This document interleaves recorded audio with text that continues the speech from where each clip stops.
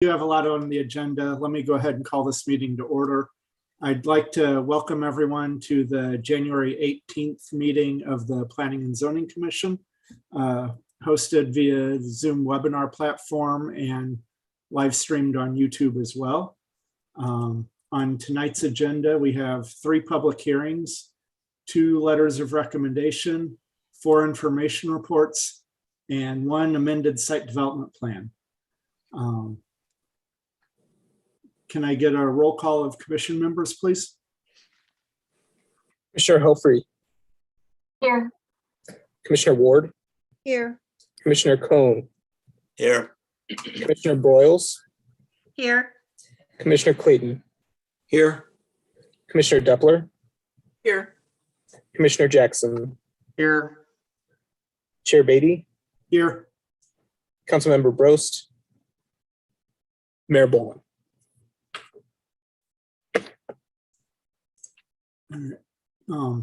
Can I get an approval of the minutes from December 6th? I move that we accept the minutes from December 6th as All right. submitted. I second it. All right, motion by Commissioner Ward, seconded by Commissioner Broyles. Any discussion? All those in favor say aye. Aye. Aye. Any opposed? Any abstentions? Motion passes. Thank you. Does the department have any opening remarks? No, sir, but thanks for asking. All right, thank you. And then now we have a public comment session. This part is if you have any comments about any agenda item other than the 3 public hearings, now is your chance to speak, and please use the raise hand feature in Zoom if you would like to speak, and we'll promote you. It looks like Mr. Scott Marquardt has his hand raised, so I will let him go first. Mr. Chair, while Mr. Marquardt is being promoted, we do limit comment to 5 minutes, and the department will keep track of that 5-minute limit and All right. advise everyone when we get close. Thank you. Thank you. And Mr. Chair, if I could add one additional item, if each of the speakers for the public comment would please remember to state their name and their address. Thank you. Thank you. All right, Mr. Marquardt, whenever you're ready. You are muted.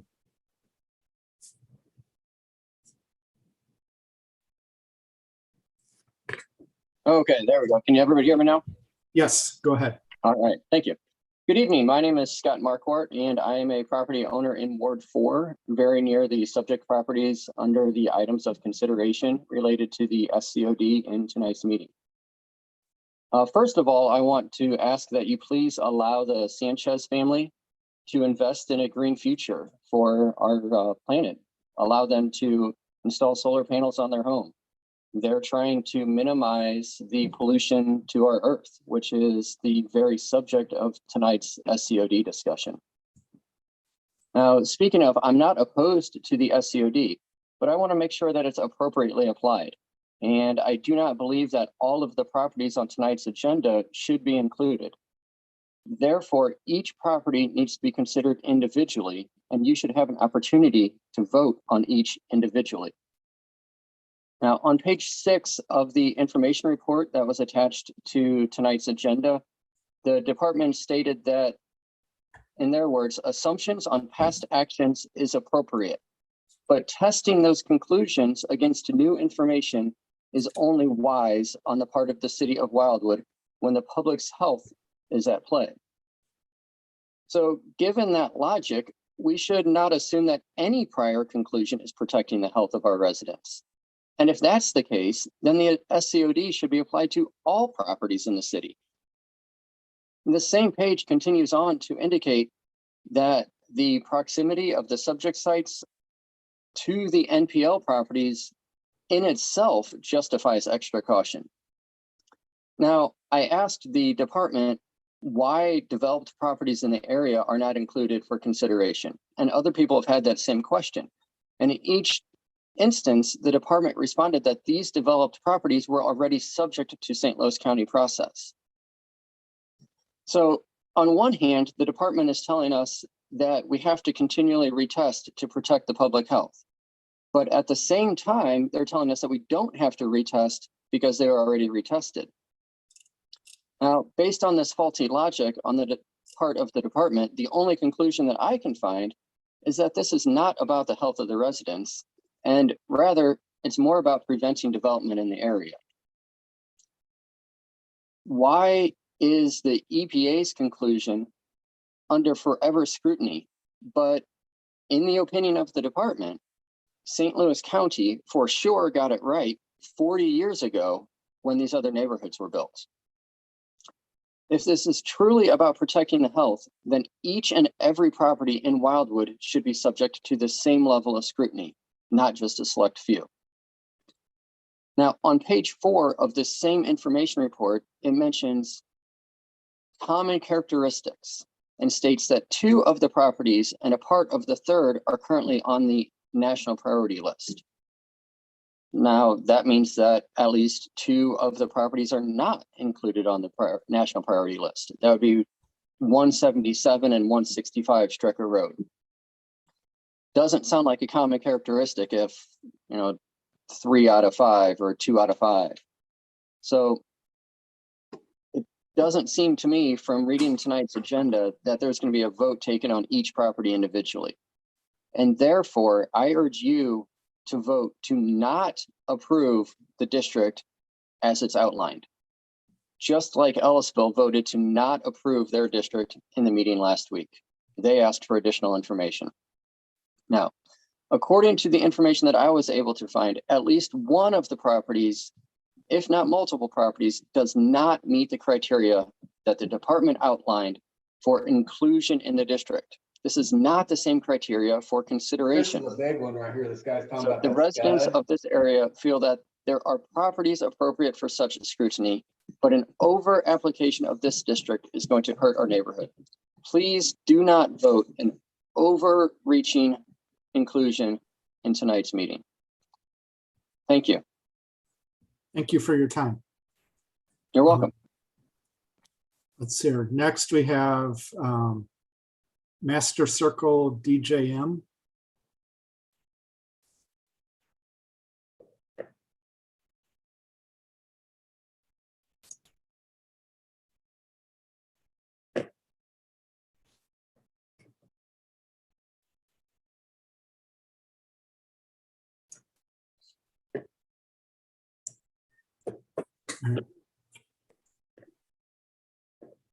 You're currently muted.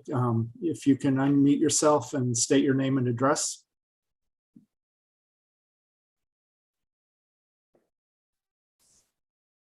Hello, my name's Dwayne. Can you hear me okay? It's a little fuzzy, but go ahead. Go ahead.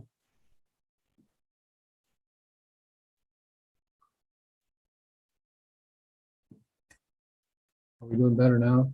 Yeah. Travis, were you able to pass out the transcript that I sent to you? Mr. Marquardt didn't receive anything from you. I received a form saying you sent something, but no one here received anything.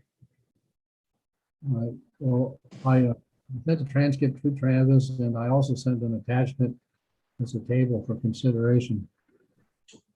Would you please let me know if you find that, and if not, I'll resend it to you.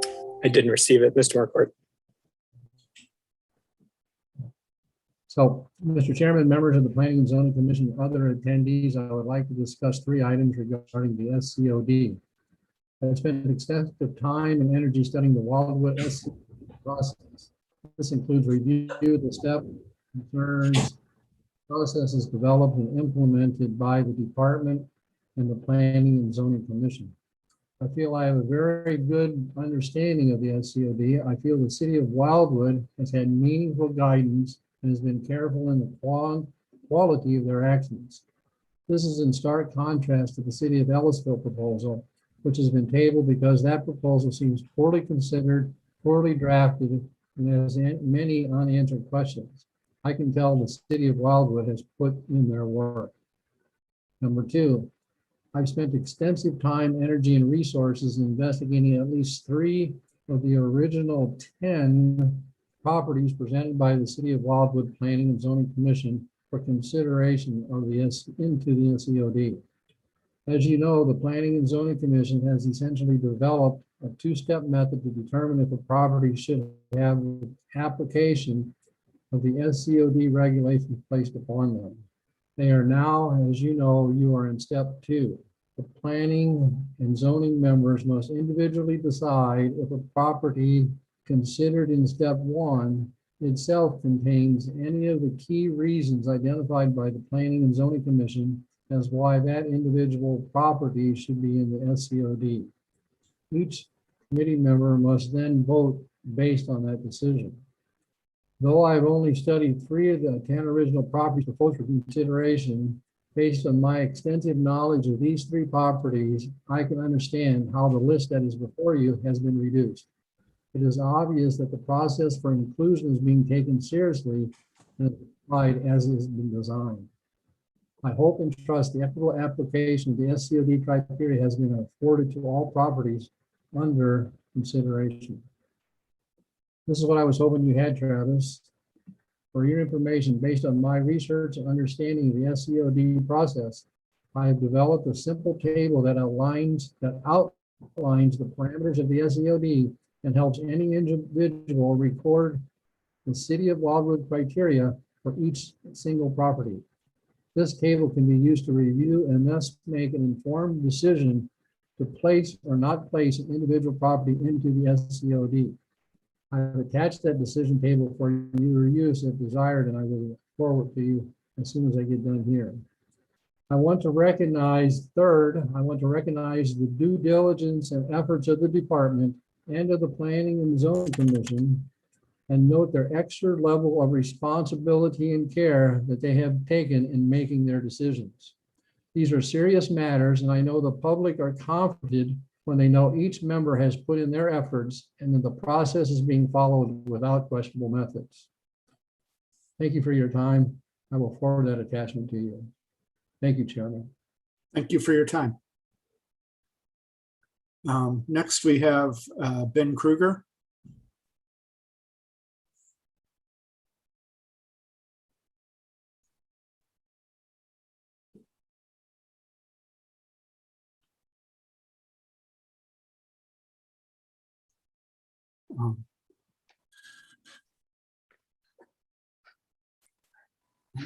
Can you state your name and address, please? Yes, Ben Krueger. I am at 2607 Center Avenue in Ward 8. And I just wanted to comment on the proposal for some additional homes on Center Avenue this evening. First of all, I want to state that I am in favor of this development, but my concerns stem with the nature of the proposed redevelopment plan for the street Center Avenue. The current plan does not take into account proper stormwater management. With this additional homes that are going to be created, will create additional impervious surfaces. As the proposal that is instated now just includes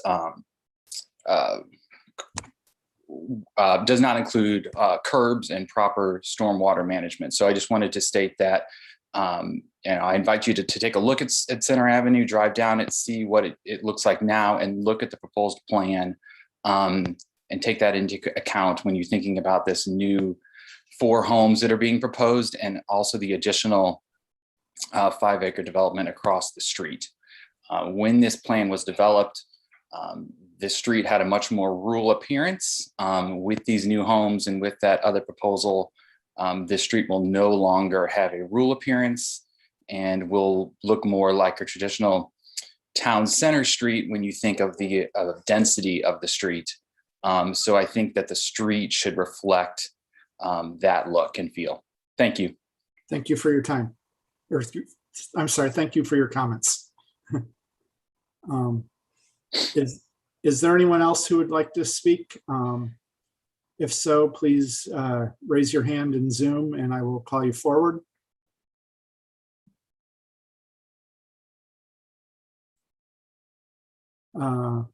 Marcia Countryman.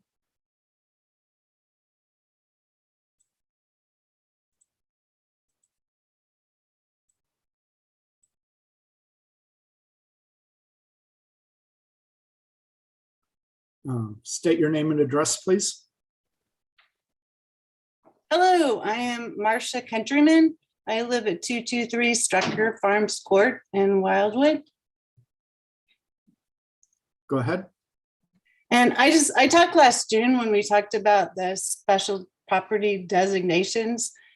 We've lived at our house since 1997, and I've basically been here a long time and watched cleanup and discussion about the properties near us. And I just want to say, as a property owner here in Wildwood, I am totally ready to basically just have these properties be used by the community and not be targeted any longer. And I think each property is different. I know we had a speaker talked about that earlier, and this is a whole group of properties. So I think number one, we should look at them independently, but also look at them in respect to what the testing results have been and what is best for the residents of Wildwood here, if that is possible. And I know we want to be risk averse, but I keep thinking of Times Beach and that being used as a park, and it's a wonderful opportunity for residents to use that property. And I don't see why we have to put property in a lockbox when there isn't a call to do that, excuse me, any longer. So I'm a parent. I've raised 3 kids here in Wildwood, and I generally care about our neighborhood. And I think it is a neighborhood here. So my wish would be just to basically have that be a community spot where we could live and build homes and I'll just enjoy it all together. I remember years ago talking to one of the EPA toxicologists who come here to talk to us about the neighborhood. And she told me that basically we could drink out of the puddles, and we got more dioxin from the steaks on our grill at that time. And I 100% believed her, and I believed all of the numbers coming out. And I also remember she talked about parts per trillion. Do you actually understand what a trillion is and what parts per trillion means to you? And everything we do in our life has some risk. Everything I put in my body, everything I breathe, everything I eat. And I don't think there's any difference about the properties that we're talking about. We just have to be able to move on and take the risks that are out there. And I totally respect the city for wanting to do the best for the residents and not put us in harm's way. But there comes a point where we just have to say we've done our best. We're making decisions today, what's best for the future. And even though some things might have happened in the past to that property, as long as the property is safe today, we need to move forward. And I know as far as Wildwood is concerned, we want to be a top city in the state. And I think we should deserve credit for basically taking care of our past problems and moving on. So as a resident, I would love to see us just basically bless the property, move on, not put it into this lockbox special thing that you're talking about today. And if anything, please, please, please don't just take one group of properties. We should individually look at them all. So thank you very much for listening. Thank you for your comments. Brian Larson.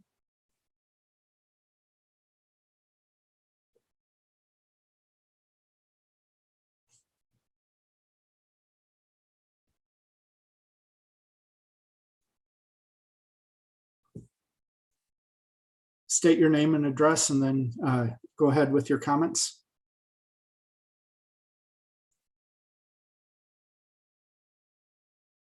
And you are muted.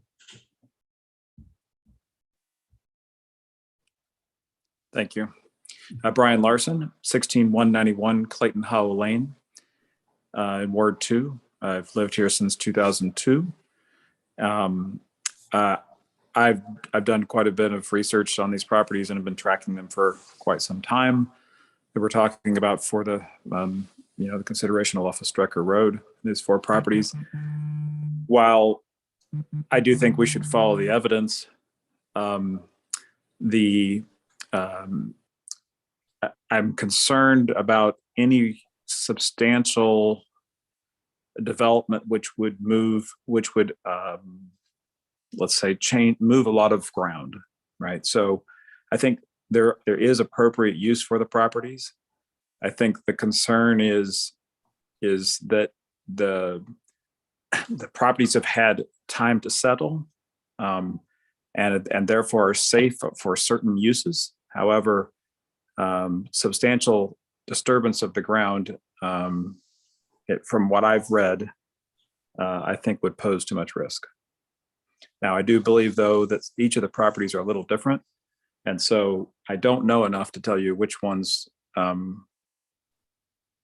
may be different in that regard than others. That's all I have. Thank you for your comments.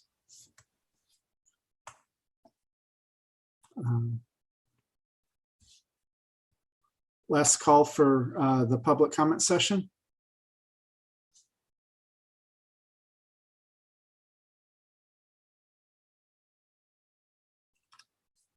All right, seeing none, we will go ahead and begin the public hearing. The first of three. In the city of Wildwood, public hearings are truly intended to accept comments and questions concerning the advertised items. Since these requests are being presented at a public hearing, no action is planned on them tonight, and consideration of these items is to be taken no earlier than February 7th, 2022. This approach ensures the members of the Planning and Zoning Commission will hear all opinions before taking any action. The city's Department of Planning will address the comments, questions, and concerns that are raised tonight and include them as part of its formal recommendations to the Planning and Zoning Commission. The commission will allow all parties adequate time to present their position. Those in attendance via the Zoom webinar platform should use the raise hand feature to indicate you wish to speak at these hearings, or indicate in the chat feature that you would like to speak. A team member will add you to the list of speakers that will then be communicated to me, the chair, and I will invite you to speak when it is your turn. And just another reminder, speakers are limited to 5 minutes apiece tonight. In addition, information on this item can be found on the city's website at www.cityofwildwood.com. And the commission would like to thank you for your cooperation and participation in tonight's hearings. Let's see here. Looks like, Joe, you have the first one. Yes, sir. PZ 9-20 New Singular Wireless, PCS LLC, doing business as AT&T Wireless, 1025 Lenox Park Boulevard, Northeast, 3rd floor, Atlanta, Georgia, 30319, care of Matt Schlittler, Network Real Estate LLC, 5055 State Route N, St. Charles, Missouri, 63304. A request for a conditional use permit, CUP, within the NU non-urban resident district for a 12.3 acre tract of land, of which 2,869 square feet of the total area of this lot is to be utilized for a 195-foot tall monopole telecommunication purposes, along with associated equipment area, such being encumbered by a lease established for this purpose. The tract of land is generally located on the northwest side of Shepherd Road, west of the intersection with State Route 109, St. Louis County locator number 22V140282, street address 2001 Shepherd Road, St. Alban Row Catholic Parish. Proposed use of 195-foot telecommunications tower and related equipment area. The tower is proposed to be a monopole type with exterior antenna arrays. This particular property is located in Ward 1. And before the department provides its slide presentation, it would like to introduce into the record the following items: the city's charter, the city's master plan, Chapter 415 of the City of Wildwood's Municipal Code, the zoning ordinance, the file that has been developed and maintained regarding this request, and all contents contained therein, and any testimony exhibits, plats, or other items offered as part of tonight's hearing. Thank you. Thank you. And Melanie? Good evening, Mr. Chair and members of the Planning and Zoning Commission. I believe Travis is going to pull up, he's going to share his screen.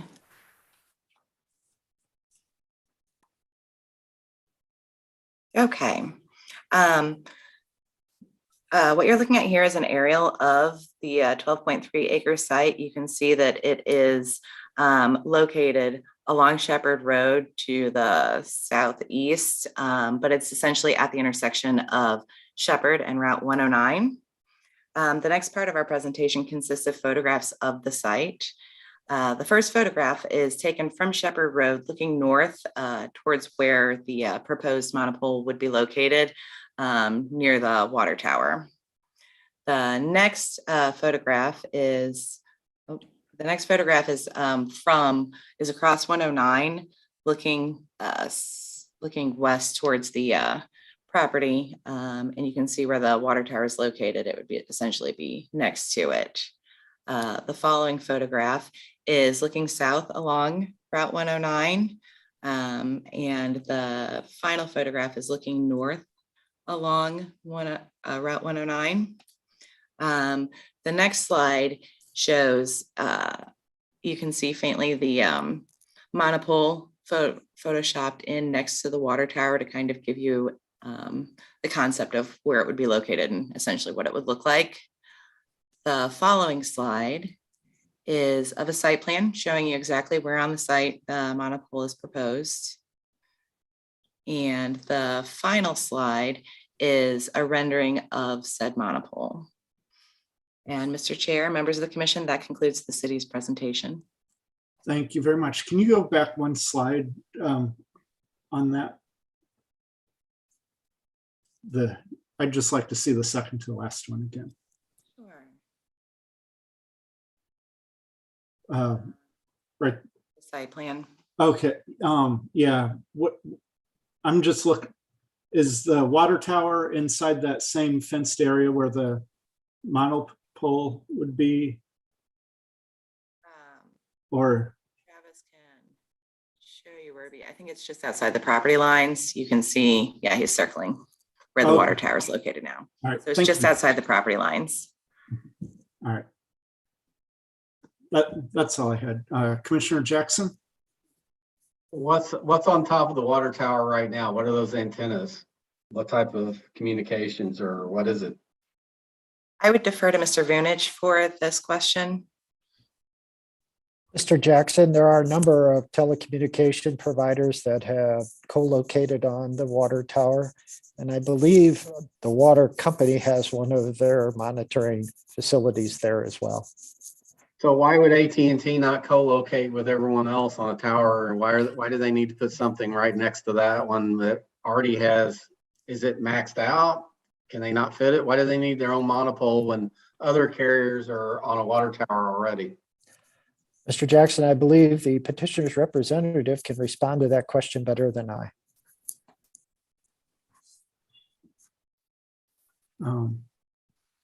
Mr. Schleider?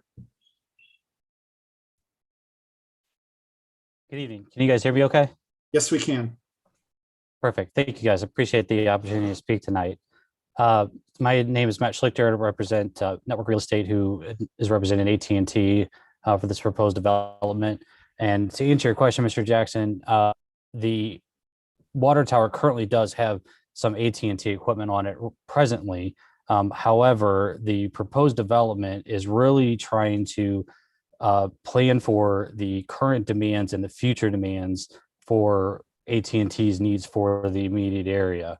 And what that means is, you kind of alluded to it earlier, the existing water tank site is kind of at a point where the equipment that is needed for sustainability for wires is really better suited for what we're trying to propose next to the water tank site on the St. Alban Road Parish site with the proposed monopole.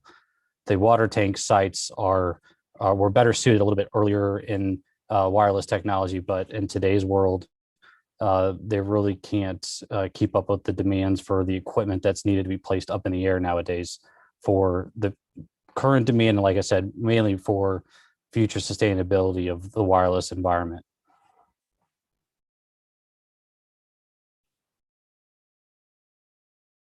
Thank you. Is there anything else from the commission? Are there any members of the public who would like to speak on this issue? Mr. Chair, no hands are raised at the moment. However, if we could just give it a few moments, if anyone would like to speak, use the raise hand feature or put something in the chat, and we will promote you to address the commission. Thank you, Mr. Chair.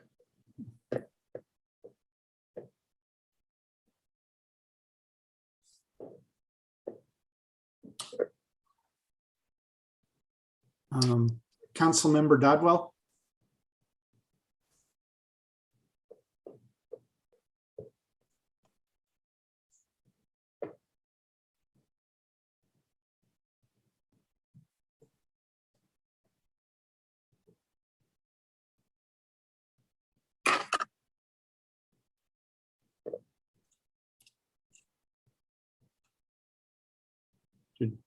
Did she go missing?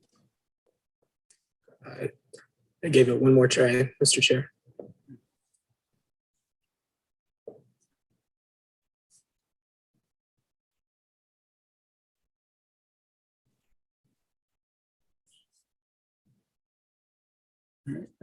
Councilmember Dodwell?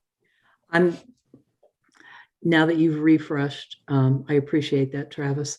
I just had a simple question. Once the monopole goes up, will the existing equipment that's on top of the water tower come off?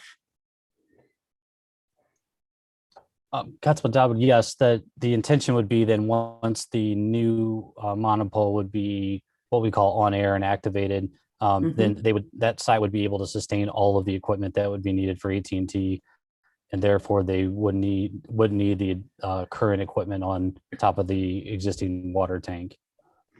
And question number 2, I didn't see any kind of a landscaping plan around that unit or that monopole. Are you planning on placing anything to reduce the amount of industrialization that makes in that particular area? Yes, we are. We're actually going what we think a step further than that. We're proposing landscaping around the visible aspects of the site, and we're also proposing to put a what we call a more upgraded fence material, what's called a Simtech material, which is a very high density and very durable. Looks like a composite stone material that will surround the entire site, so that we'll have kind of a twofold approach to do the Simtech material, and then have there you go, right there, you can see on your screen.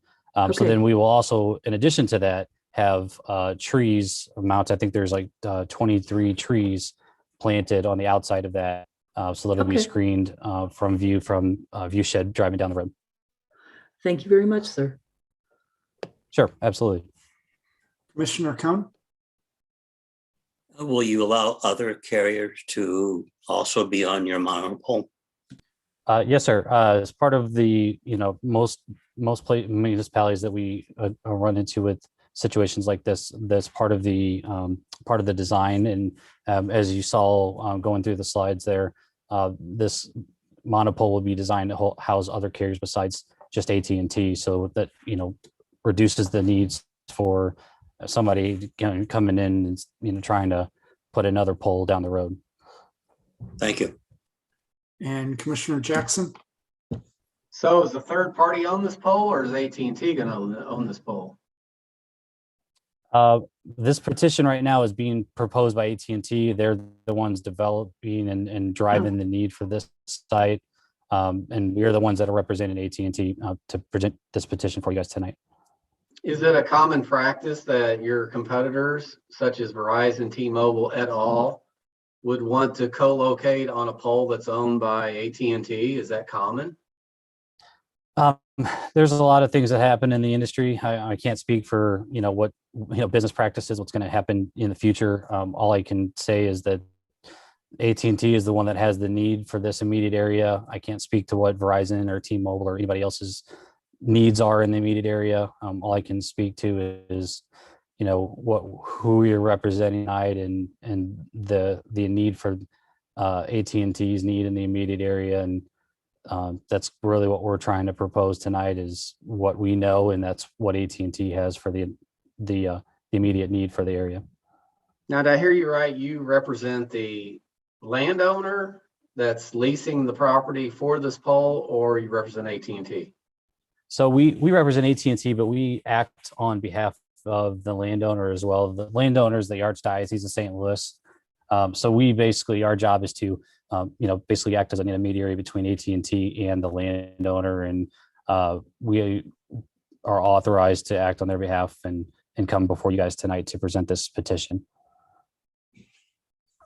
And is there enough capacity behind the fencing for any other poles that may want to go up in the future that the Archdiocese may want? I'm sorry, can you explain that? Say it again. Well, okay, the Archdiocese owns the property, and anyone, AT&T, Verizon, T-Mobile, whatever, can ask them, can we lease space here? Just like on that tower, you're going to have every carrier on that tower, I assume. So we may have other poles that go up or want more room unless they wanted to co-locate on AT&T's pole, which the carriers, competitors often don't play well together. So I'm just curious. Well, in that case, if somebody did try to present that, they'd have to come before you guys and file a CP. That it'd have to be, they'd have to petition that before the very same board to put another pole on that property. This particular pole, like I said, is going to be able to house multiple carriers. So there would be capacity for more than just AT&T. But if somebody were to try to do that, that wouldn't, there wouldn't be, I can't see a provision stopping them, but they would still have to come before the city of Wildwood and petition for a second pole to be placed somewhere on that property. And they'd still have to go through the same process that we're trying to go through here tonight. Okay, just making the other commissioners aware, not for nor against, don't read into it. So just letting you guys know how it's going to work. Thank you. Mr. Schlichter, there's a question in the comments about if this pole will enable 5G plus data speeds with the C-band, and if the monopole will provide better coverage. So the answer to the question that yes, 5G is part of the design. 5G is now the latest and greatest technology. So, they're trying to implement the latest and greatest speeds, to as many sites as they can. And that's part of what we're trying to do. Like we said earlier, that we're trying to help upgrade the area to make it sustainable for the future. And so that's part of what we're trying to do with this particular site. So yes, 5G will be a part of that. As far as the C-band is, 5G is the technology, right? C-band is just one frequency inside of the 5G technology, right? There's several frequencies that encompass the 5G technology. C-band may be a part of that. There will probably be several frequencies within inside of that technology that will help service what is known as 5G to help service the area. For anyone that wants to Google it, there was just a release on the auctions for spectrum. So Verizon is all in on C-band. If you're a techie and you really wanted to know, AT&T bought license in another area, but it is in the 5G realm of technologies. If anyone wants to Google it and learn more, you can, just FYI. Thank you. And there's another question about who owns the tower, and I believe you said it would be AT&T, correct? Yeah, AT&T is the one that is driving the development. All right. Thank you. Are there any other questions from the commission or the audience?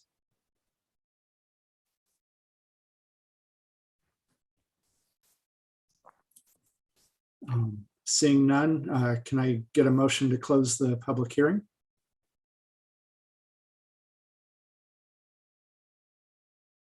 I move that we close the public hearing. All right, motion by Commissioner Ward. Is there a second? A second by Commissioner Helfrey. All those in favor say aye. Aye.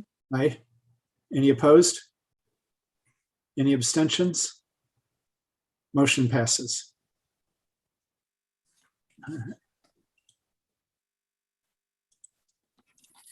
Next on the agenda, we have Joe, I'll let you speak to it. Thank you, Mr. Chair. The second public hearing tonight is PZ 31-21 Wesley Park, care of Mike Whalen, Whalen Custom Homes, 338 South Kirkwood Road, Kirkwood, Missouri, 63122.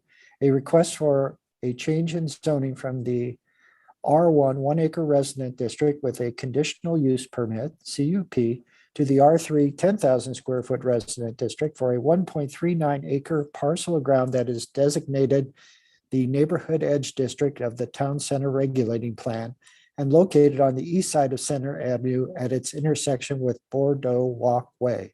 Street address 2630 Center Avenue, St. Louis County locator number 24V 510034. Proposed use, a total of 4 single-family dwellings on individual lots of record with required street improvements. This particular property is located in Ward 8. And again, the department has a slide presentation for the commission. Thank you. Thank you. Melanie? Good evening, Chair and members of the Commission. This first image is another aerial of 2630 Center Avenue. As you can see, it fronts along Center to the west and Bordeaux Walkway to the south. The rest of our presentation consists of photographs from the site visit. This first one is a view of the property from the west along Center Avenue, looking north along Center, and you can see the existing house on the property. The next photograph is from Bordeaux Walkway, looking south through the landscaping to the property.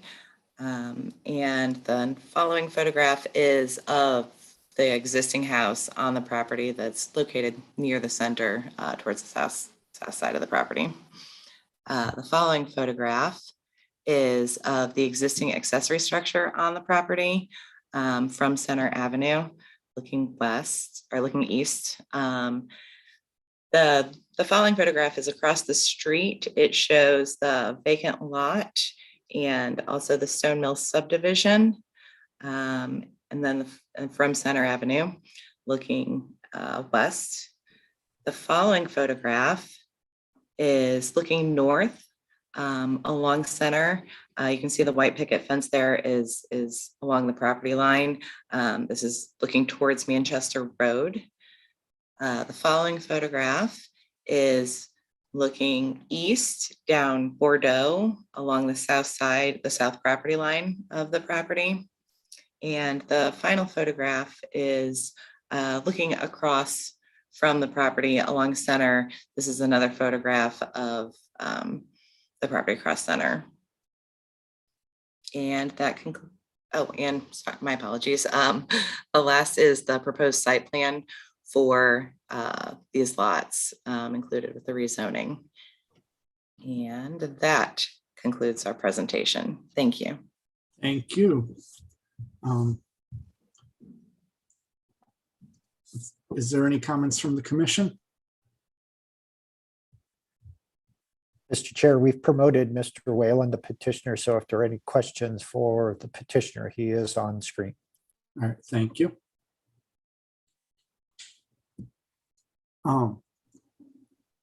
One question I had, would there be a chance to put sidewalks in front of these homes? So that complicates the conversation. So this project, so there are 2 projects that are really, this is part of a larger redevelopment of Center Avenue. And there has been a development plan in the works to redevelop Center Avenue for several years now. since we started, before we even began Stone Mill and Old Town Park. And it was determined at the time that the residents on Center Avenue wanted to keep it rural. It's only a 30-foot right of way. There's been a plan developed. We've been trying to get that built for about the last 4 years. There's really not enough room for sidewalks. And I think the plan that was designed and presented for approval widen the road to its maximum. We would be contributing the required, I believe it's over 5 feet of right of way to the existing road, but I don't think 30 feet is sufficient for sidewalk along Center Avenue. And it's not what is in the Center Avenue redevelopment plan at this point, which is separate from this proposal. I understand. It looked like there might be them. I thought I might have seen something indicating them on one of the drawings, and so I live close. I occasionally walk or run down that street, and it gets really dark at night. And with the increased number of homes, it would, as a neighbor, I feel sidewalks would be really beneficial there. I understand the concerns amongst the homeowners who were there. That being said, I believe if this goes through, only 2 of the people remaining are original. Is that, did I count correctly? 3. 3? Yeah. Mhm. Yeah, I don't, there's no opposition to sidewalks. It's just the geometry of it. And, who knows what's going to happen with that development across the way. On the eastern side of, Center Avenue, there isn't room for sidewalks. On the western side, there would be for a portion of it, but it just depends on what that the Schlemper's property eventually gets to be developed to. When we built Stone Mill, there are no sidewalks in Stone Mill either, we it was all kind of part of the lower impact development. If there were room for it, I would have absolutely no objection to sidewalks whatsoever. There's just not enough depth on those lots to do it, and there's already homes in place that that sidewalks would conflict with on both sides of the street, new and existing. Mm-hmm. Okay.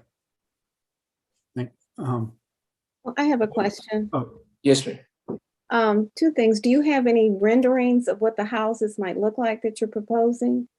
They'd be the exact same homes we built in Old Town Park, which is right up the street, and Stone Mill. Literally the exact same footprints. And Commissioner, we just want to let everyone know that every home we build in Neighborhood Edge District has to go before Wildwood's Architectural Review Board. So every individual house we have to present and get approved before we're allowed to get a building permit, ma'am. Thank you. Joe, did you have a question, or? I'll defer to Ms. Helpfrey. Okay, Ms. Helpfrey. Well, Joe, you're not out of the hot seat, because my question is kind of for you, Mr. Vinich. I guess I'm questioning, the last time that we all met, we discussed the property across the street from this. Is that correct, where the lake is located? And one of the concerns, if I remember correctly, I was looking for my papers here and I don't have them from the last meeting. If I'm correct, didn't we talk about, wasn't a big concern, water pressure to these sites for the people that live down the street? Is that correct? Because I guess my question there would be, if we talk about these and the other development as well, how is that going to affect the water pressure for the homes there, and what is going to be done to address that, as well as the state of the street? So if you could answer those for me, I would appreciate it. Thank you. Yes, Ms. Helfrey, you are correct. At our December meeting, the residents that participated in the discussion noted that there is low water pressure associated with this particular area. And we've heard other stories of that problem in other surrounding developments. So certainly additional homes can create concern that what is not great already may become worse. And before any recommendation is prepared, and certainly before any vote is taken by the commission or city council, we need to get information from Missouri American Water Company explaining what the circumstances are today and how these new homes might impact it, and if they have a plan to address it. Thank you. Commissioner Cone? If I remember correctly, when we discussed the water pressure issue at the last meeting, there was going to be a loop system installed that would have a net result of increasing the water pressure. Is that correct? Mr. Cohn, I don't remember the loop being confirmed, but certainly that's the approach that would address the issue. Thank you. Commissioner Broyles?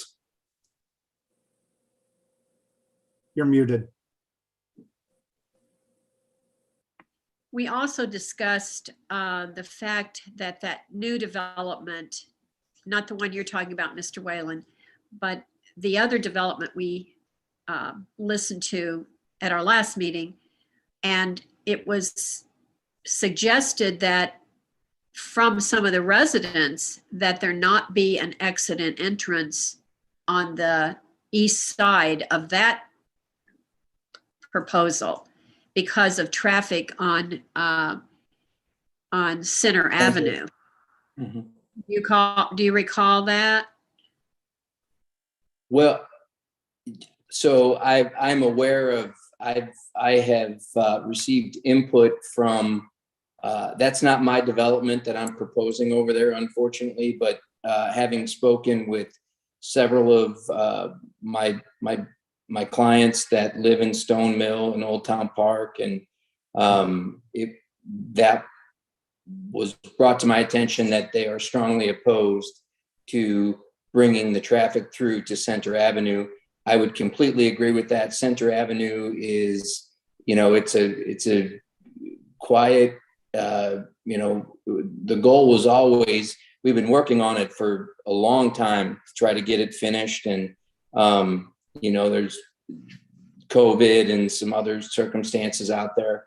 The department's done an incredible job trying to help move the thing along. But I cannot envision a scenario in which a road could come through from West Avenue and connect to Center. There's just, I can't imagine how that would work, or where the conversion point would be, or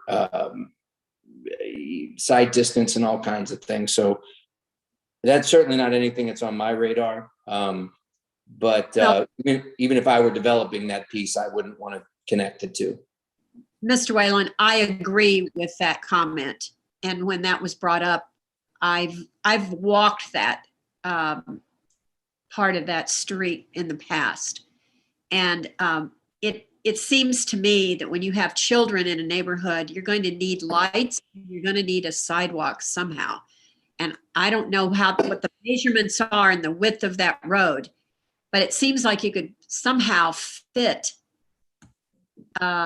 lights or a sidewalk on one side of that road.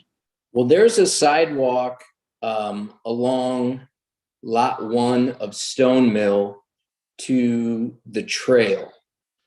Obviously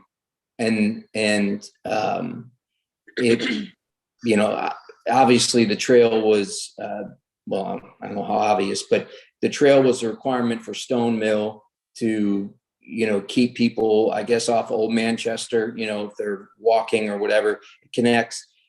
the trail doesn't really intersect with West at this point in time, but the roadway infrastructure, I mean, from a planning standpoint, ideally you come up the trail from West where it's going to eventually connect.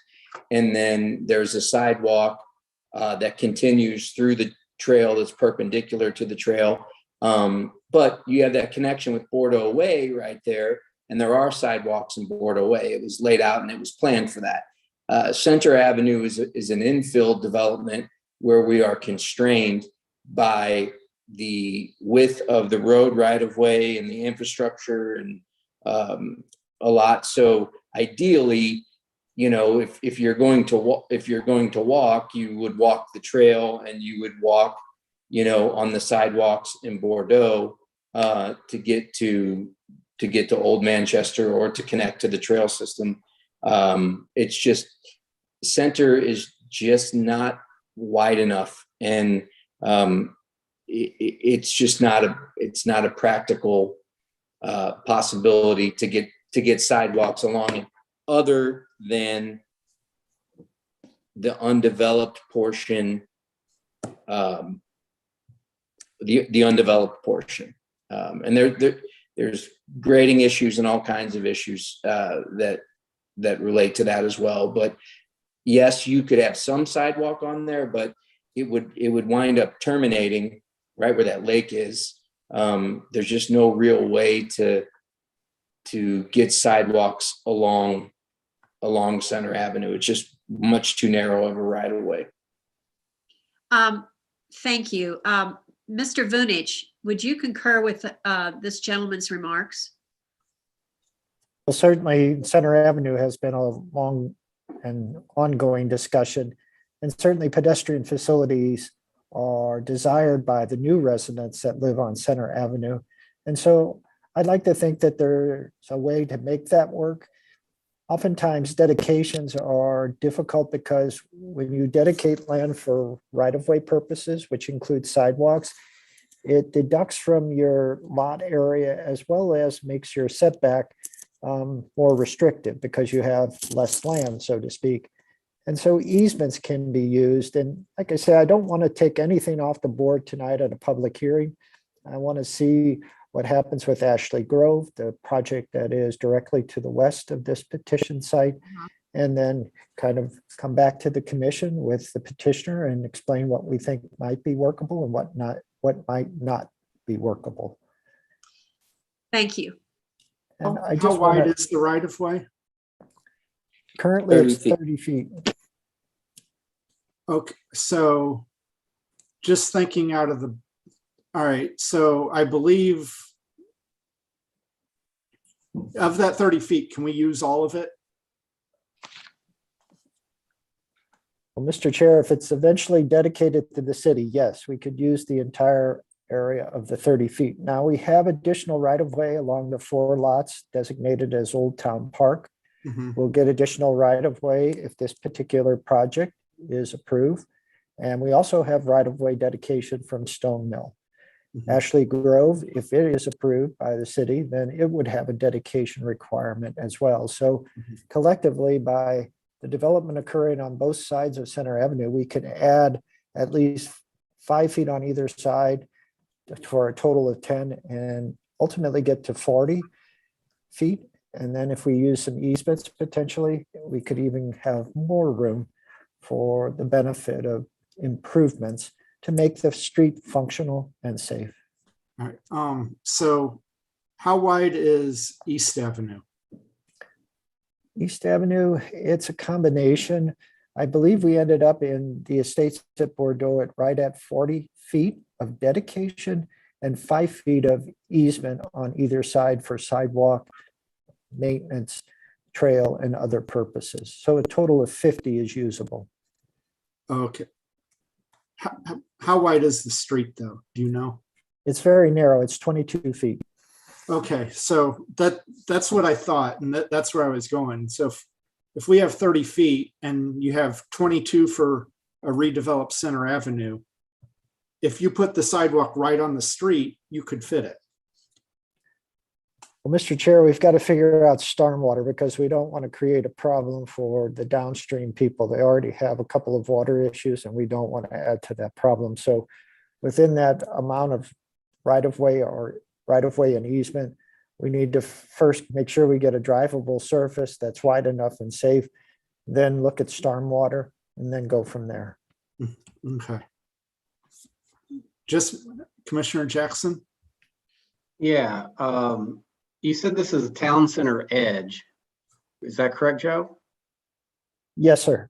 Okay, so is there a difference in designation of the town center and the town center edge, or is that just, this is the edge of the town center? I'm trying to figure this out. The neighborhood edge is a land use category that defines for the Planning and Zoning Commission what can happen on that property. In this case, single-family detached dwellings on individual lots. It's part of the town center overall plan. Okay, and didn't we vote at some point that town center properties would be on 1 acre unless the grandfathered in, or did I have that wrong? That's in the neighborhood edge transition, the new district that was proposed by the volunteer update team and ultimately adopted by the Planning and Zoning Commission. Yeah, so it's an acre, and this is 1.83 or 86 acres? No. This particular site is not designated neighborhood edge transition. The new category, it's retained its old designation of neighborhood edge, and that is what is in place at this time. So we don't have any restrictions on everything has to be on 1 acre? Not at this location, sir. Okay, so I thought I saw on the picture, they're planning to put 4 homes in 1.383 acres or something? That's correct, sir. They are And the requesting town 4 center committee and everyone else doesn't care, because I mean, I remember we spent a lot of time on 1 acre. Yes, and as you'll recall, Mr. Jackson, the neighborhood edge transition, the 2 areas that were added to town center boundary, they were on the periphery. And generally speaking, they abutted like non-urban zone properties that were at least 3 acres, if not greater in size. For example, out by Pond Road and Manchester Road and Woods Road and Rogers Lane. Well, as you all know, I like to be consistent on if we do it here, we do it over there. So apparently there's no conflict there. So that was my question. So, okay, let's see where this goes.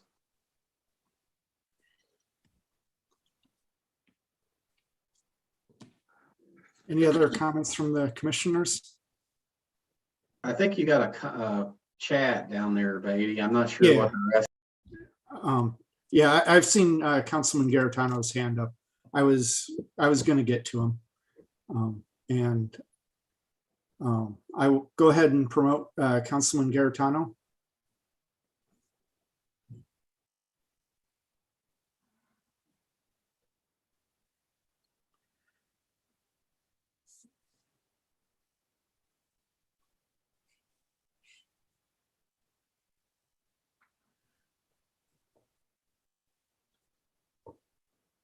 All right, Chair, I'm here.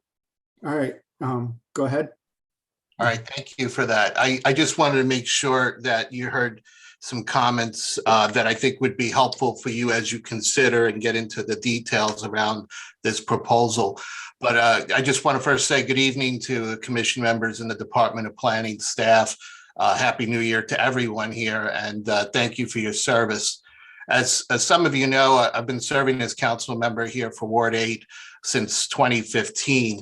So I know Mr. Whalen from the projects that he's worked in the area before. And I do want to share that the sentiment of residents that I've spoken with that are on this street and adjoining, they're supportive of this plan here. So that's actually a nice thing, because oftentimes in the role that I have, usually the comments are not so supportive. So to get something like that is good. I do want to just raise a couple of items that, more for awareness of the department, but especially of the commission here. These are items that you may have heard in bits and pieces from other proposals that have come forward in that area there. And Mr. Whalen and Mr. Vunich and staff are familiar with this, but just to encourage the commission, Mr. Whalen, and the Department of Planning that, we take advantage of learning from those opportunities that we've learned over the past several years. So the first item I just want to cover is that, Center Avenue right now, as of today, is still a private road.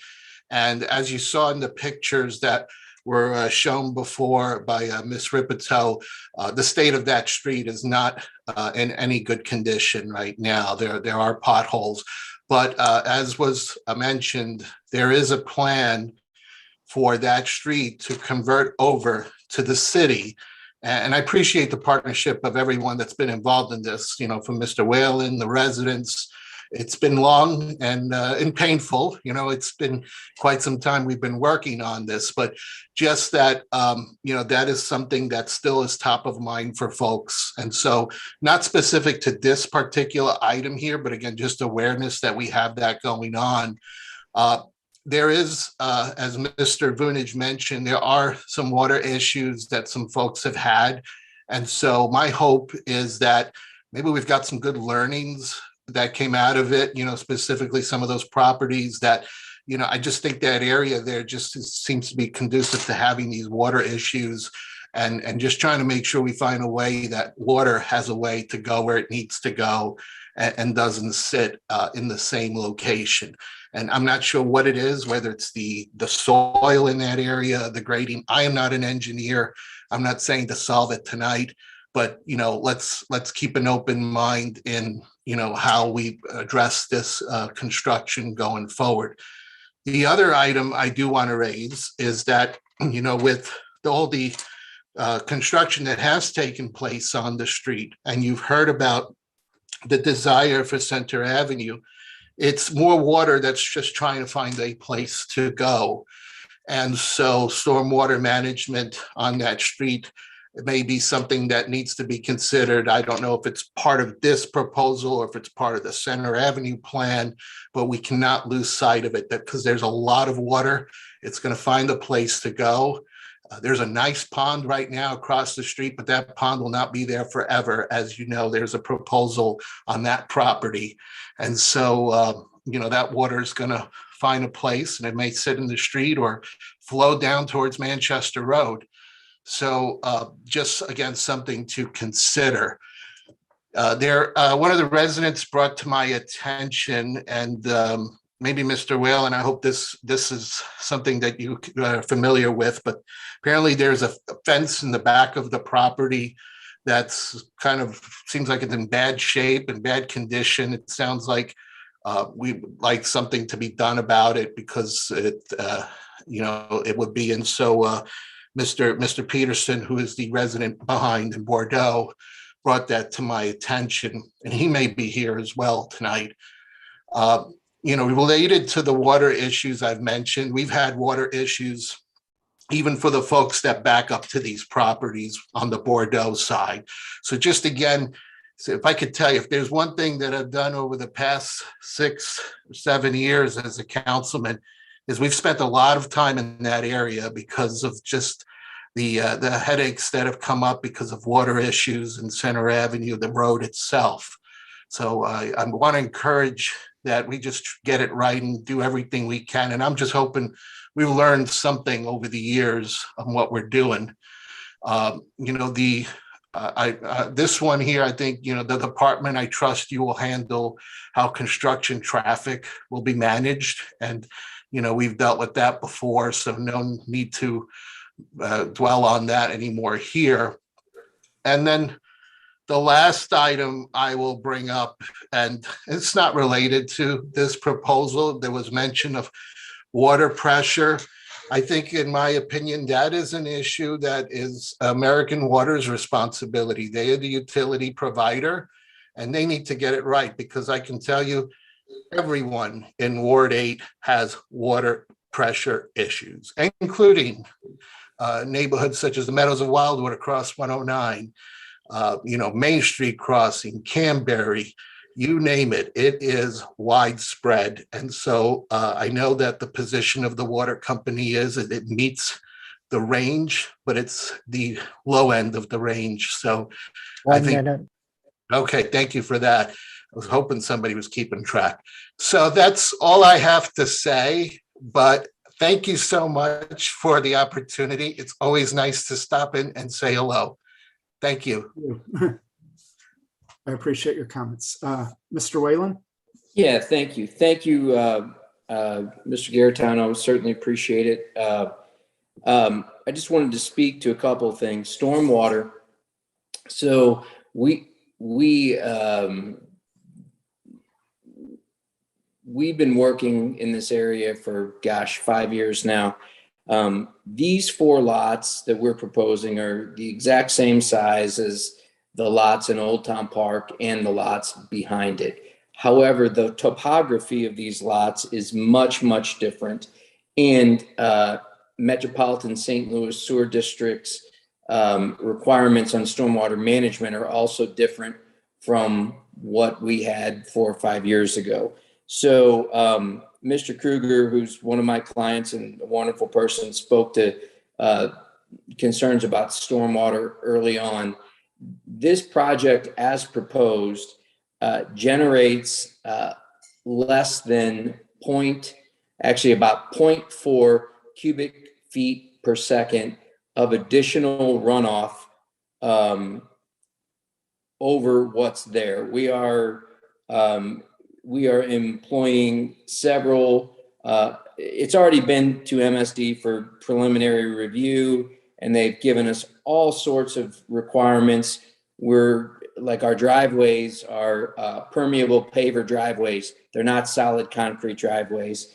We have amended soils. We have other stormwater management and water quality BMPs that we are imposing. So we will actually be slowing down the stormwater that's running off of that property now. And Mr. Krueger is actually in a different watershed. The stormwater, our stormwater sort of breaks, there's a hill between us and Mr. Krueger.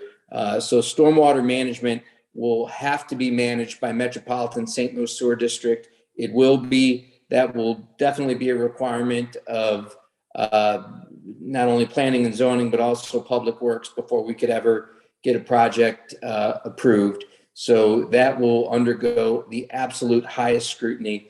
Mr. Garitano was right. We did learn some things when we, I think the issue, some of the stormwater issues that we dealt with between Old Town Park and Bordeaux, it was such a very level area. And when we started building there, everything's fine. Everything's built to plan.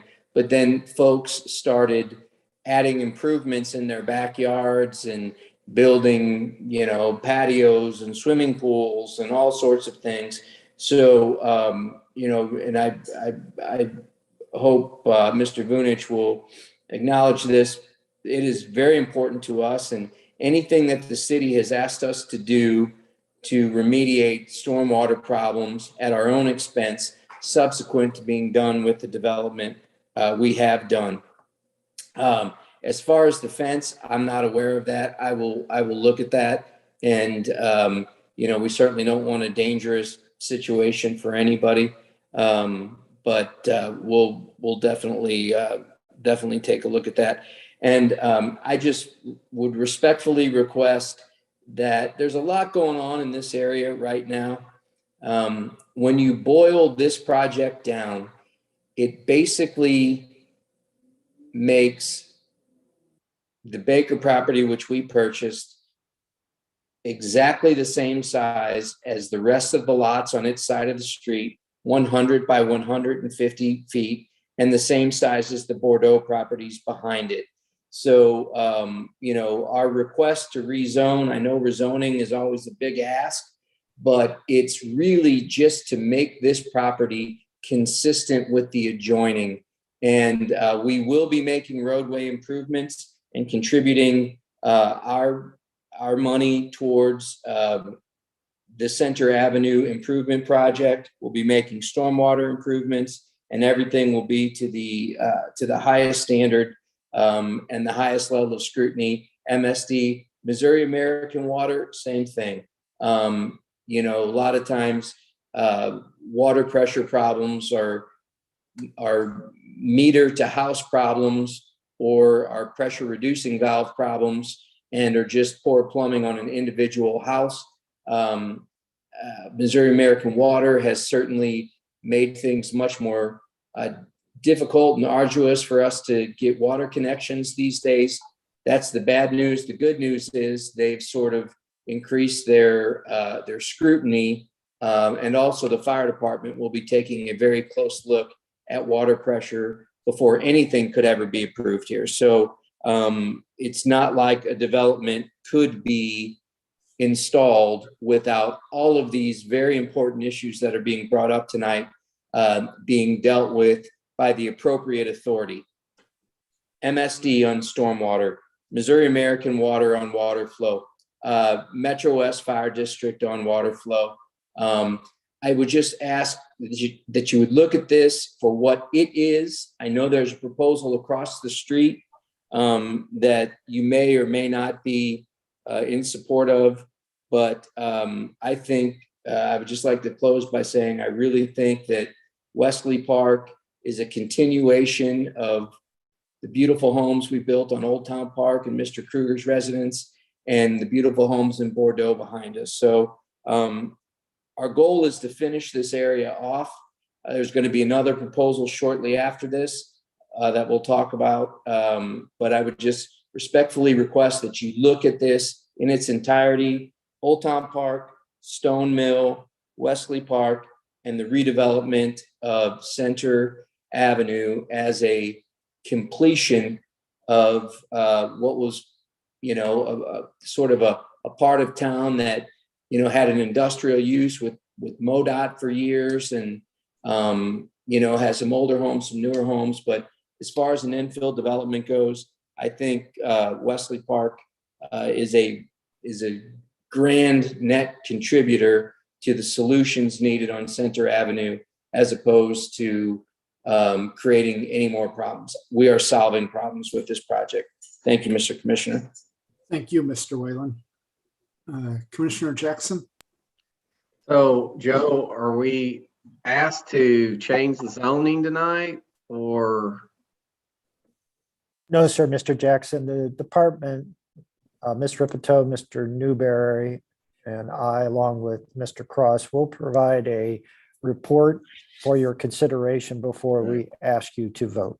So we have multiple entities developing, right? I thought I heard at least Mr. Whalen and another one. Is there others that we need that's happening? Because combine the wastewater or the water, potential water issues, when you have them all together and they're separate entities acting alone, I'm sure Mr. Whalen will do the right thing with the concrete and the driveways and et cetera. But then we have a situation where people are going to do improvements, right, as well. So factoring all that in with all the multiple entities, I would just pay special attention to that as you're doing that, Joe. Mr. Brown, our Director of Public Works, certainly will, along with the Assistant City Engineer, Dan Ron.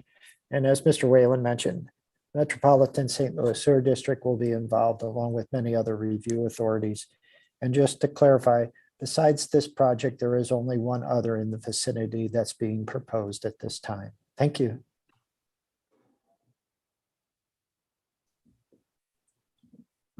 Is there any further questions from the attendees? If so, please raise your hand and I'll promote you.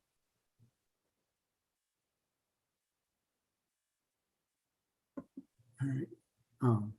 Seeing none, can I get a motion to close the public hearing? Motion by Commissioner Helfrey. Oh, wait a minute. Steve Peterson just raised his hand.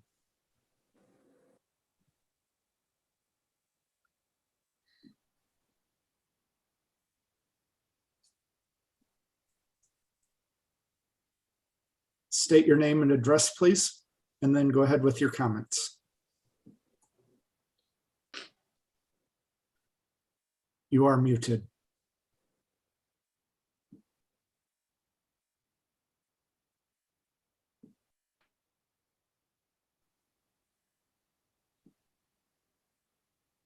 Unmute. There we go. Can you hear me now? Now I can. Okay. My name is Steve Peterson, and I live at 2641 East Avenue. Our home is one of 4 that are on the east side of the property that's being discussed to me this evening. Unlike the homes closer to Manchester Road, our 4 homes are downhill, and we are the wonderful recipients of all of the water which accumulates in the property that's under discussion. I want to be very clear, Mr. Whalen was not the developer in the Bordeaux community at the time that this happened. But we spent 2 years working with the city to get a French drain put through our backyards to handle the water that was coming downhill from the property that's being discussed now. So when you consider putting 4 new residences and all of the other hard surfaces that will surround those residences, like porches and driveways and so forth, that simply increases the volume of water that's going to come downhill.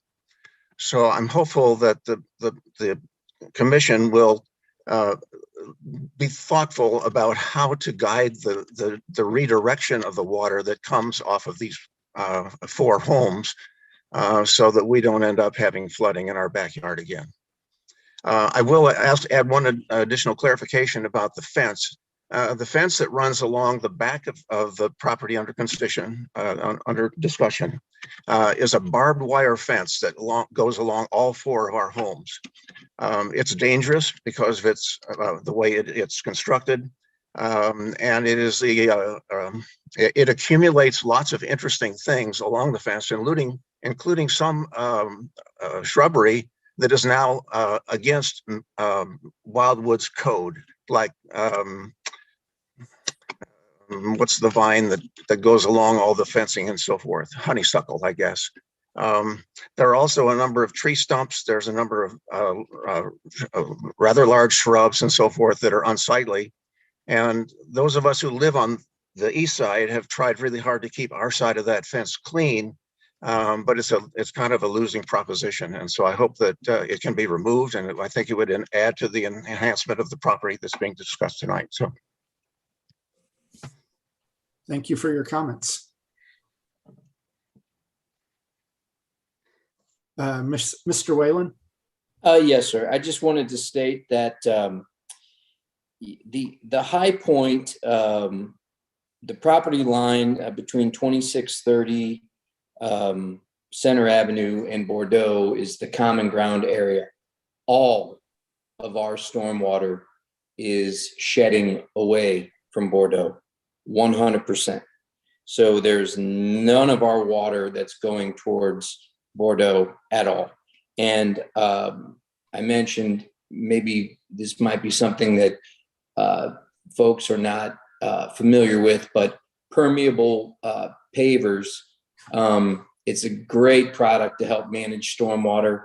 If you're ever driving up Sulphur Spring Road, Big Bend and Sulphur Spring, I built 5 homes on Sulphur Spring, and they have permeable paver driveways that are just fantastic in managing stormwater, and they're also beautiful. Take a look at that. MSD has looked at this, and I just want to assure the previous caller that there's no stormwater heading towards the east.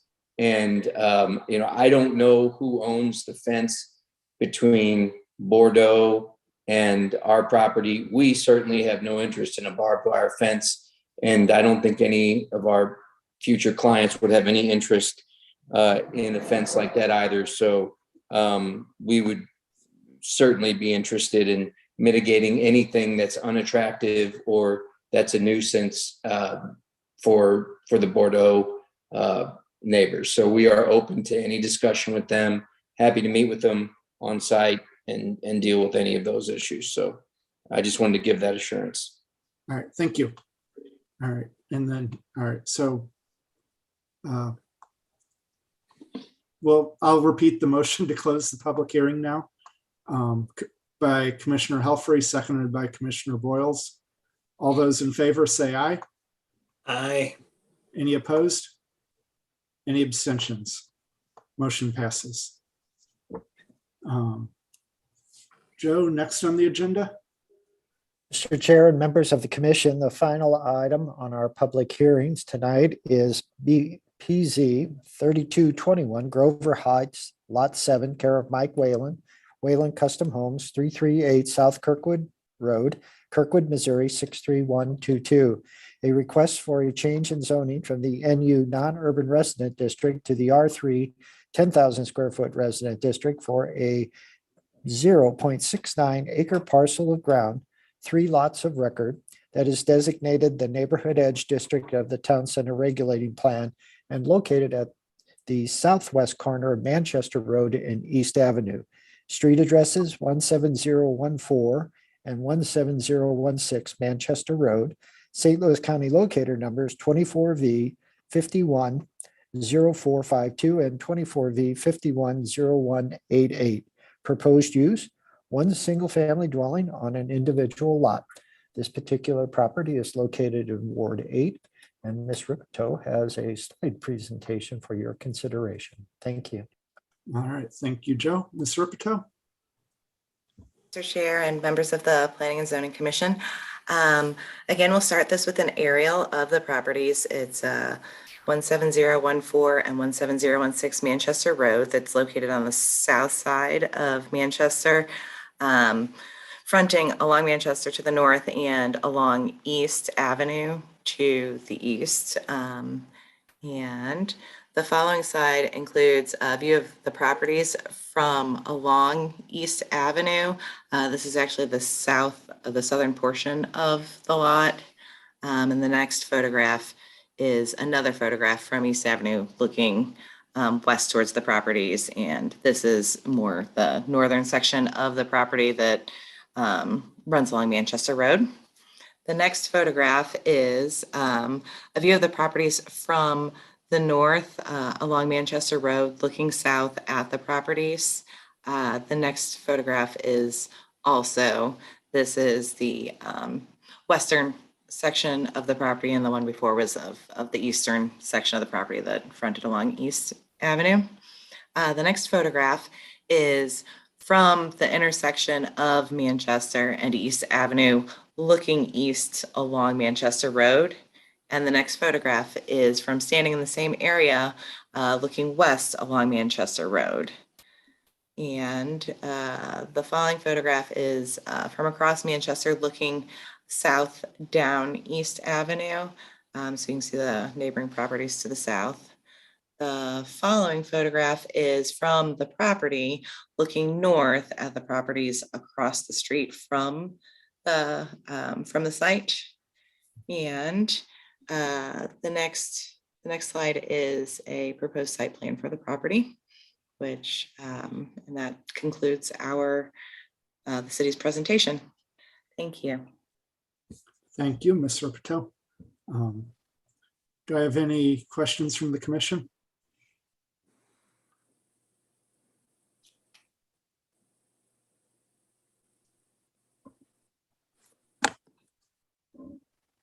Did they say 1 lot or 3? It is. Clayton. Oh, I'm sorry. Please, I was Ms. just, Ripito. I was just going to say, I believe it's 3 lots right now, but they want to merge it into 1 lot.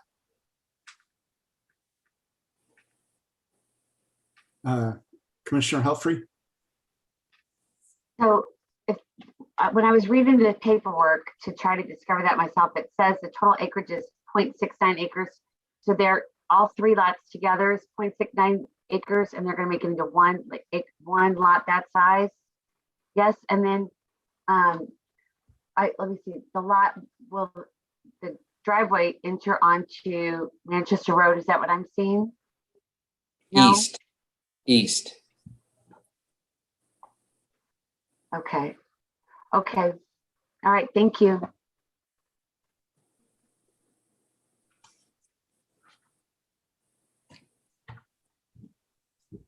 I guess this to me looked like it could have supported 2, but I'm guessing you're only doing 1 to give them some room away from Manchester. Well, Mr. Chair, in all full disclosure, I plan on building my home on this lot. So if you look at basically the house would face Manchester, and then we did a rear 4-car side entry garage that would face the post office or that strip center. So it creates a really nice backyard, you know, and just sort of, you know, will be a beautiful elevation fronting Old Manchester, nice large driveway, and you know the size of the garage will sort of be a barrier or a buffer to the commercial property across the street. So, you know, we've looked at this for years, and we thought about doing 2 lots like we did in Bordeaux, but I just, you know, I love the neighborhood, I love the area, and I plan on building my personal residence on this property. Understood.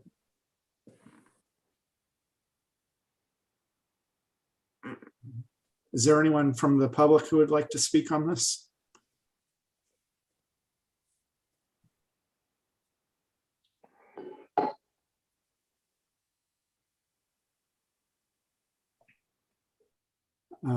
Mr. Peterson?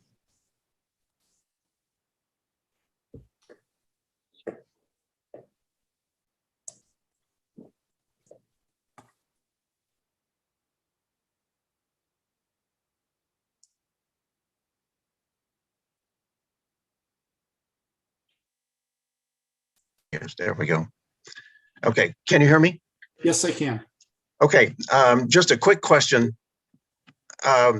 regarding the marker that is to designate the Bordeaux Estates community. It has been promised by multiple people, I think, and Mr. Whalen being one of them. And when I'm trying to figure out when the house goes in, where would that marker go in terms of designated the Bordeaux Estates neighborhood, or will it be on the corner by your home, or will it be along the homes that have just most recently been built there? Mr. Peterson, if that is that question for me, I'm sorry. Whoever can answer it. Yeah, I can answer it.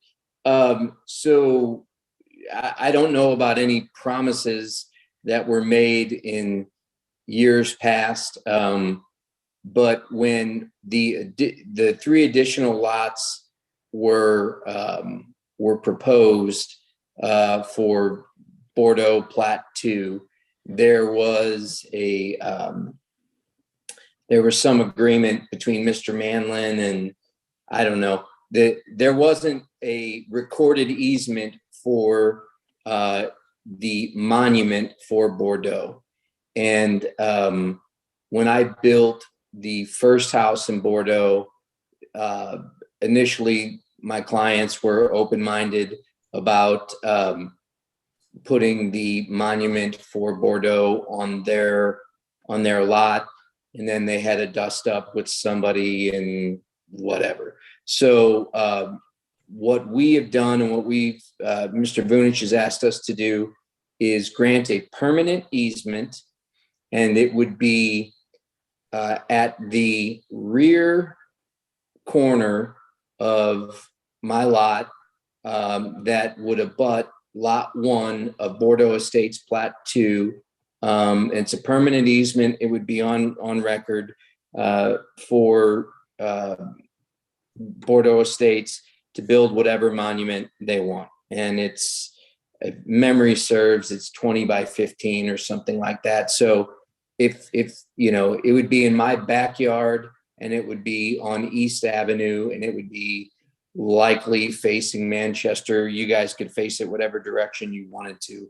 It's, you know, there's a huge easement there for that. And I'm happy to provide it. I've been happy to provide it, and I've offered that. I offered it to your trustees 3 years ago to put it at the corner of East and Manchester, and they didn't want it there. So hopefully everybody in Bordeaux is okay with this. It'll basically be the entrance to Bordeaux, and it's a nice big easement where you guys can build the type of monument that you've been wanting to build for a long time. So it's certainly it's more property than was originally allocated by Mr. Manlin or was discussed when I was looking at Bordeaux Plat 2. Thank you very much. You're welcome. Councilman Garitano?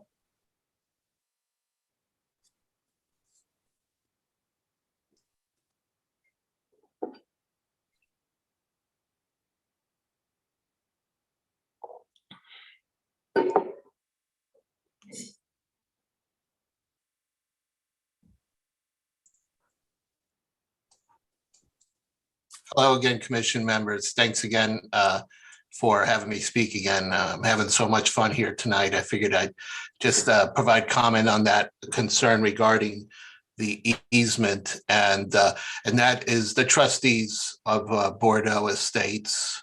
They are aware of the approach for that. And so I think at this point, it's just making sure that we get the documentation complete for that easement, and greatly appreciate getting that resolved by Mr. Whalen. And hearing your comments, glad that you will be a future Ward 8 resident. So glad to be there. So that's all I've got to say. So I will let you all enjoy the rest of your evening. Thank you. Thank you.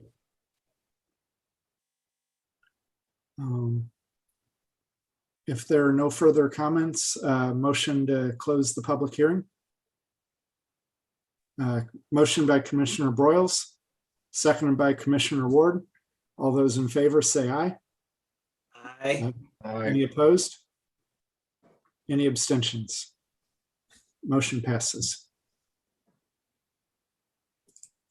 All right. Thank you.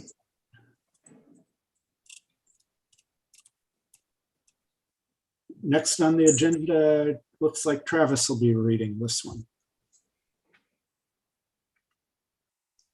Although I don't, oh, yeah, there he is. Thank you, Mr. Chair. I needed to let Mr. Whalen on his way for the evening.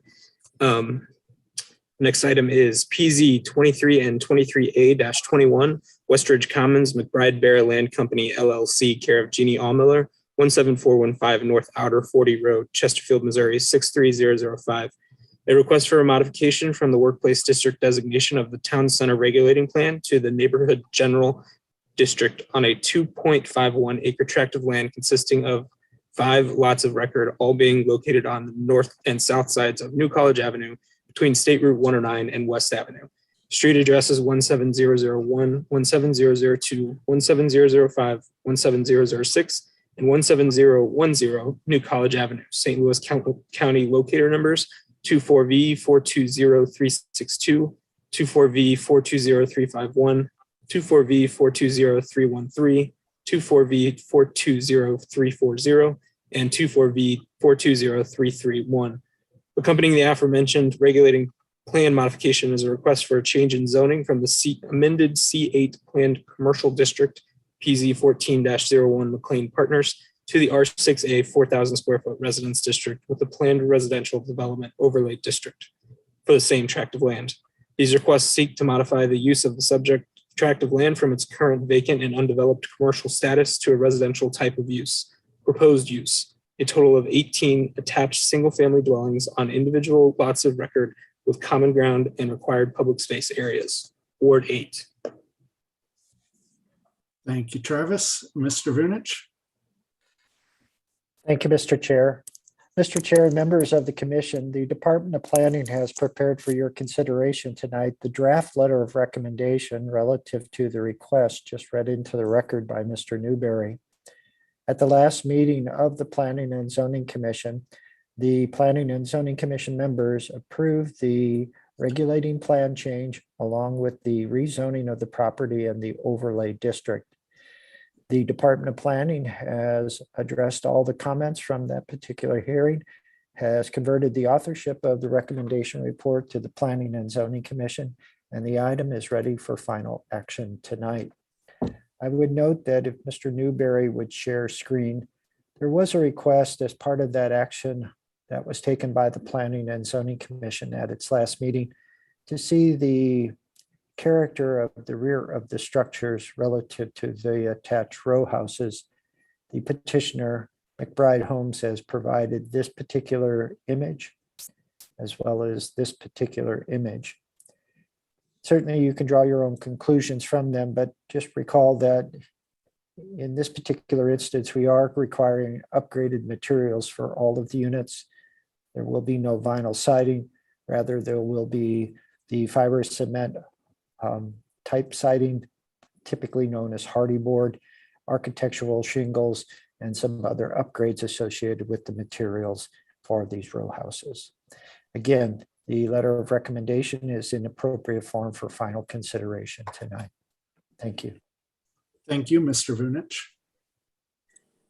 Mr. Chair, I have promoted Ms. Allmiller, the petitioner's representative, if there are any questions. Thank you. Is there any questions or a motion? Commissioner Broyles? It was my understanding from our last meeting, or whenever we met last, that the sides of the building were going to be brick. Is that correct? Yes, those sides of the building facing toward West Avenue will have additional architectural treatments. Those other units facing the commercial area on the side, or those units basically when they're in between the clusters, those will have just the hardy board siding. So it's just the ones facing West Avenue. For the most part. The other side of the building faces a commercial district and the parking lot areas of the commercial district. And then obviously between the building clusters, there's just the minimum separation. And so the upgraded materials will be included on those, however. Okay, thank you. You're welcome.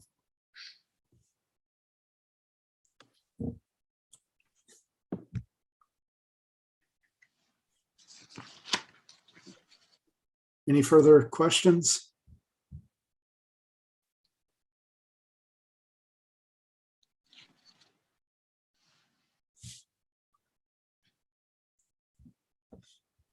Can I get a motion?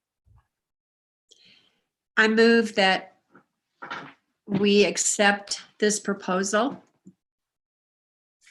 All right, motion by Commissioner Broyles. Second. Seconded by Commissioner Cohn. Roll call, any discussion? Roll call vote. Commissioner Helfrey, Yes. Commissioner Ward, Yes. Commissioner Cohn, Yes. Commissioner Broyles, Yes. Commissioner Clayton, Yes. Commissioner Depler, Yes. Commissioner Jackson, Yes. Chair Beatty. Yes. Thank you.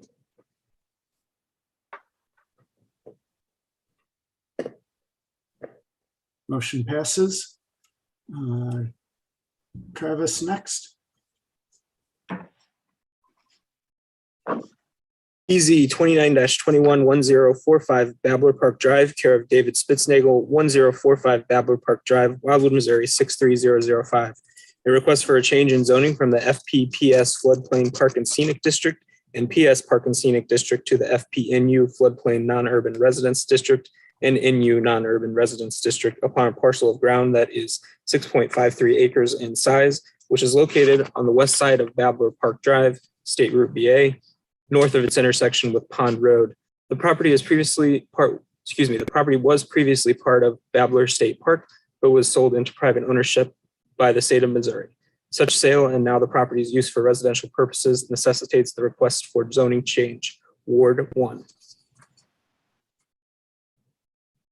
Thank you. Joe. Thank you again, Mr. Chair. Mr. Chair and members of the Planning and Zoning Commission, as with the last item, the Department of Planning has prepared for your consideration the draft letter of recommendation on this particular matter. This matter relates to a rezoning of the property to accommodate its residential use, which is existing, and allow the current owner to expand that residential use and take full advantage of the property in its setting. The Planning and Zoning Commission unanimously supported the change in zoning, and the letter of recommendation is in the format now for forwarding to City Council with that favorable recommendation. If there are any questions, Ms. Ripito, Mr. Newberry, and I are available. Thank you. Thank you, Mr. Vernich. Commissioner Helfrey? I move that we approve the letter of recommendation. Thank you. Motion by Commissioner Helfrey, second by Commissioner Depler. Any discussion? All right, roll call vote. Commissioner Ward, Yes. Commissioner Cohn, Yes. Commissioner Broyles, Yes. Commissioner Clayton, Yes. Commissioner Depler, Yes. Commissioner Jackson, Yes. Commissioner Helfrey, Yes. Chair Beatty. Yes, Thank you. motion passes. Next on the agenda. Travis, or looks like Joe's reading this one. Yes, sir, Mr. Chair.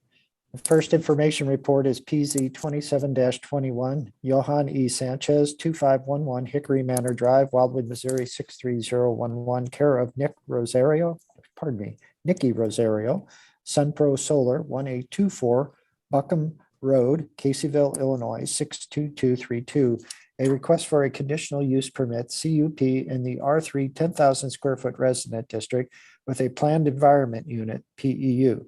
Street address 2511 Hickory Manor Drive, locator number 23V421021 for the installation of roof-mounted solar panels, which are to be placed on the rear of the dwelling, but due to the lot having double frontage, are to be situated as visible from the adjoining roadway, which is Taylor Road. This request is to be reviewed in accordance with Chapter 415.140 R3 10,000 square foot resident district regulations of the City of Wildwood zoning ordinance, which establish standards and requirements for the installation of solar panels. The requested permit is required due to the panels' placement on the rear facing area of the roofs of the dwelling and would be visible from the adjoining roadway. This particular location is in Ward 5. Thank you. Thank you, Mr. Vernich. Travis? Thank you, Mr. Chair. Mr. Chair, members of the Planning and Zoning Commission, the department has prepared for your consideration tonight its information report with recommendation regarding the matter that was just read into the record. The petitioner has, as was described, requested a conditional use permit for the placement of the solar panels on the rear of the home that will be visible from an abutting street, in this case, Taylor Road. As the Planning and Zoning Commission is aware, conditional use permits are reviewed by the Department of Planning and the Planning and Zoning Commission to ensure that the proposal, the request, meets the 4 criteria that are put forth in the city's zoning ordinance. And those are also outlined in the department's recommendation report. In reviewing this request, the department has determined that this proposal, when taking into consideration the associated conditions for the favorable recommendation, does meet these 4 criteria. The department would note that a key component of its recommendation for support of the requested conditional use permit is the requirement that landscaping of an evergreen type be installed at key locations in the rear of the yard to provide a visual screen of the roof-mounted solar panels from Taylor Road throughout the entire year. The types of landscaping and their placement would be required to be shown on an approved landscaping plan prior to the issuance of any permits for the installation of the solar energy system. Additionally, the department is in receipt of an email correspondence from the trustees of the Homeowners Association of Hickory Manor Subdivision, stating that they have given approval of the project, which is another critical component of proposals such as this, and was a specific question at the last public hearing in December. Briefly, the other recommended conditions outlined in the department's report ensure the installation of the solar energy system will meet the requirements of the city's zoning code regarding these types of installations, specifically the color and mounting of them on the roof, as well as the required building permits, the fire district considerations, and ongoing maintenance. And with that, in conclusion, the department is recommending approval of the requested conditional use permit for the solar energy system with the conditions as outlined in attachment B of its report. And to the commission members, I do have any of the slides that were provided at previous meetings available. If there are any questions, I can share my screen on this. So thank you, Mr. Chair. Thank you, Mr. Newberry. Any questions or a motion? Commissioner Helfrey? I make a motion to approve the city's recommendations for these solar panels. Thank you. Is there a second? Seconded by Commissioner Ward. Any discussion? All right, seeing none, roll call vote. Commissioner Cohn.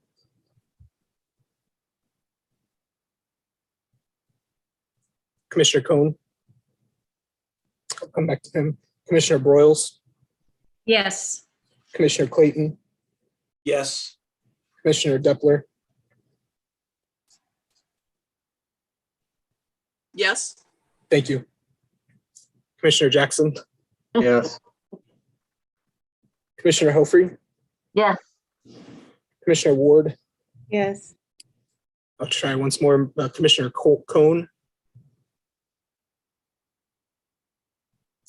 All right. Chair Beatty. Yes. Thank you. Thank you. Motion passes. All right. Next on the agenda, looks like Travis here speaking on this one. Yes, Mr. Chair, I will read it into the record. PZ 30-21, City of Wildwood Planning and Zoning Commission, care of Department of Planning, City Hall, 16860 Main Street, Wildwood, Missouri, 63040.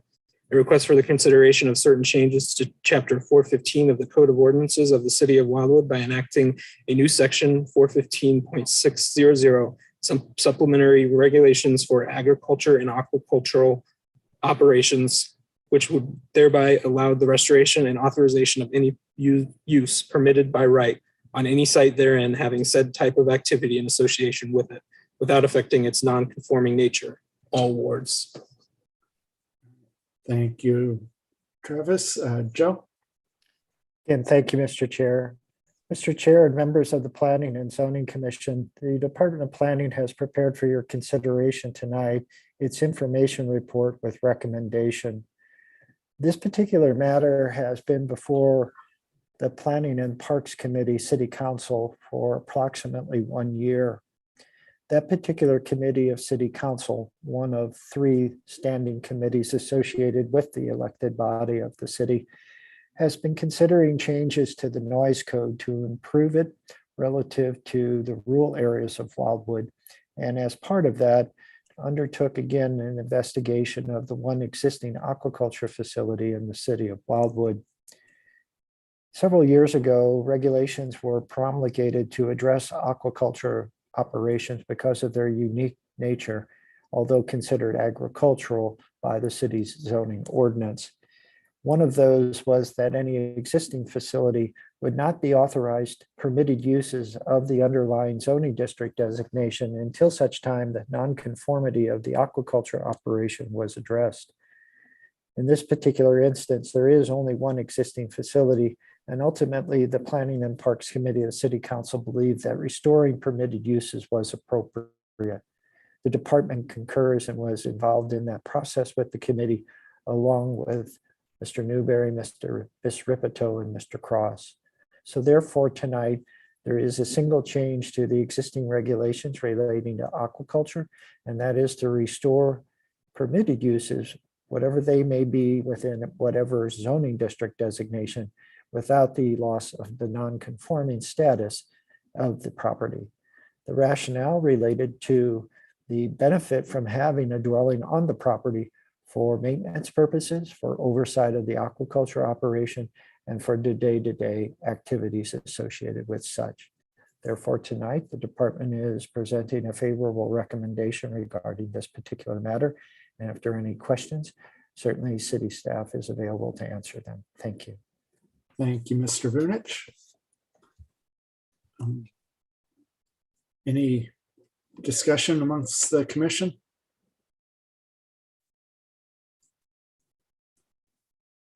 Or can I get a motion? Commissioner Broyles?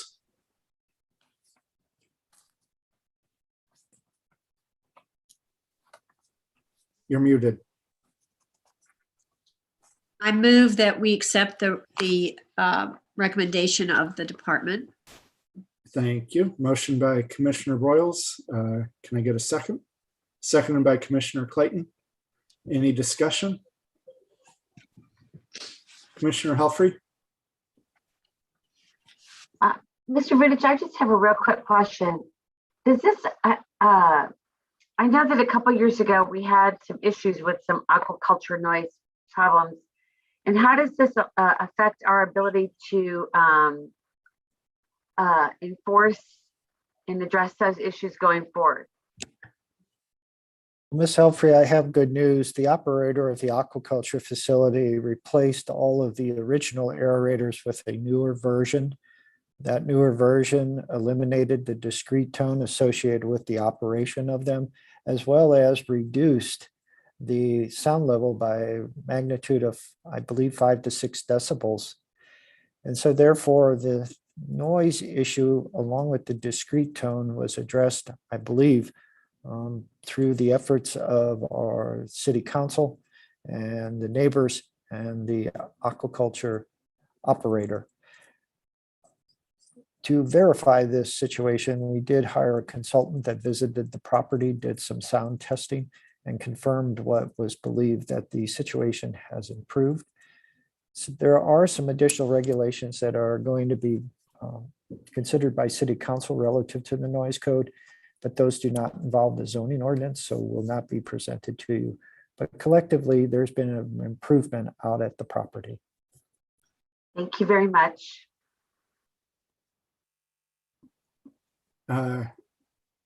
Mr. Cross?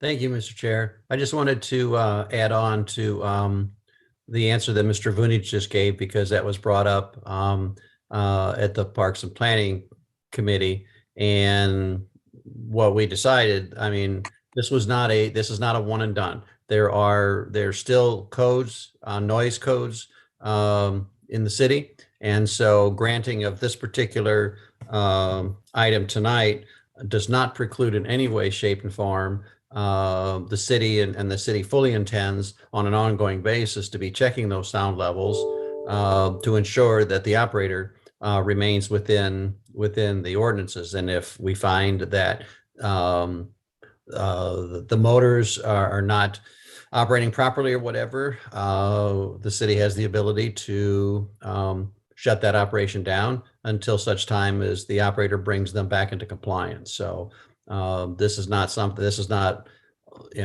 as I say, one and done, where with the city will be, because there's been a lot of controversy about this. It's been going on for quite some time. So we've communicated to the owner and make sure that we will be checking that on an ongoing basis.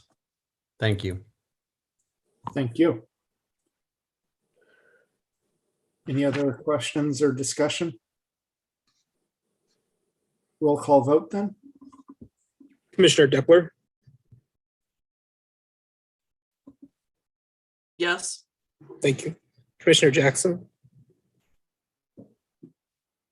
Sorry about that. I'm going to abstain on this one. Commissioner Helfrey, Yes. Commissioner Ward, Abstain. Commissioner Cohn, Yes. Commissioner Broyles, Yes. Commissioner Clayton, Yes. Chair Beatty, Yes.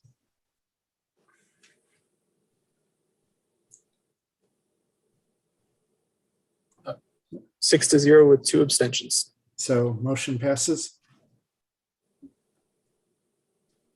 All right, next on the agenda. Let's see. All right, looks like Travis, you're reading this one. Yes, sir.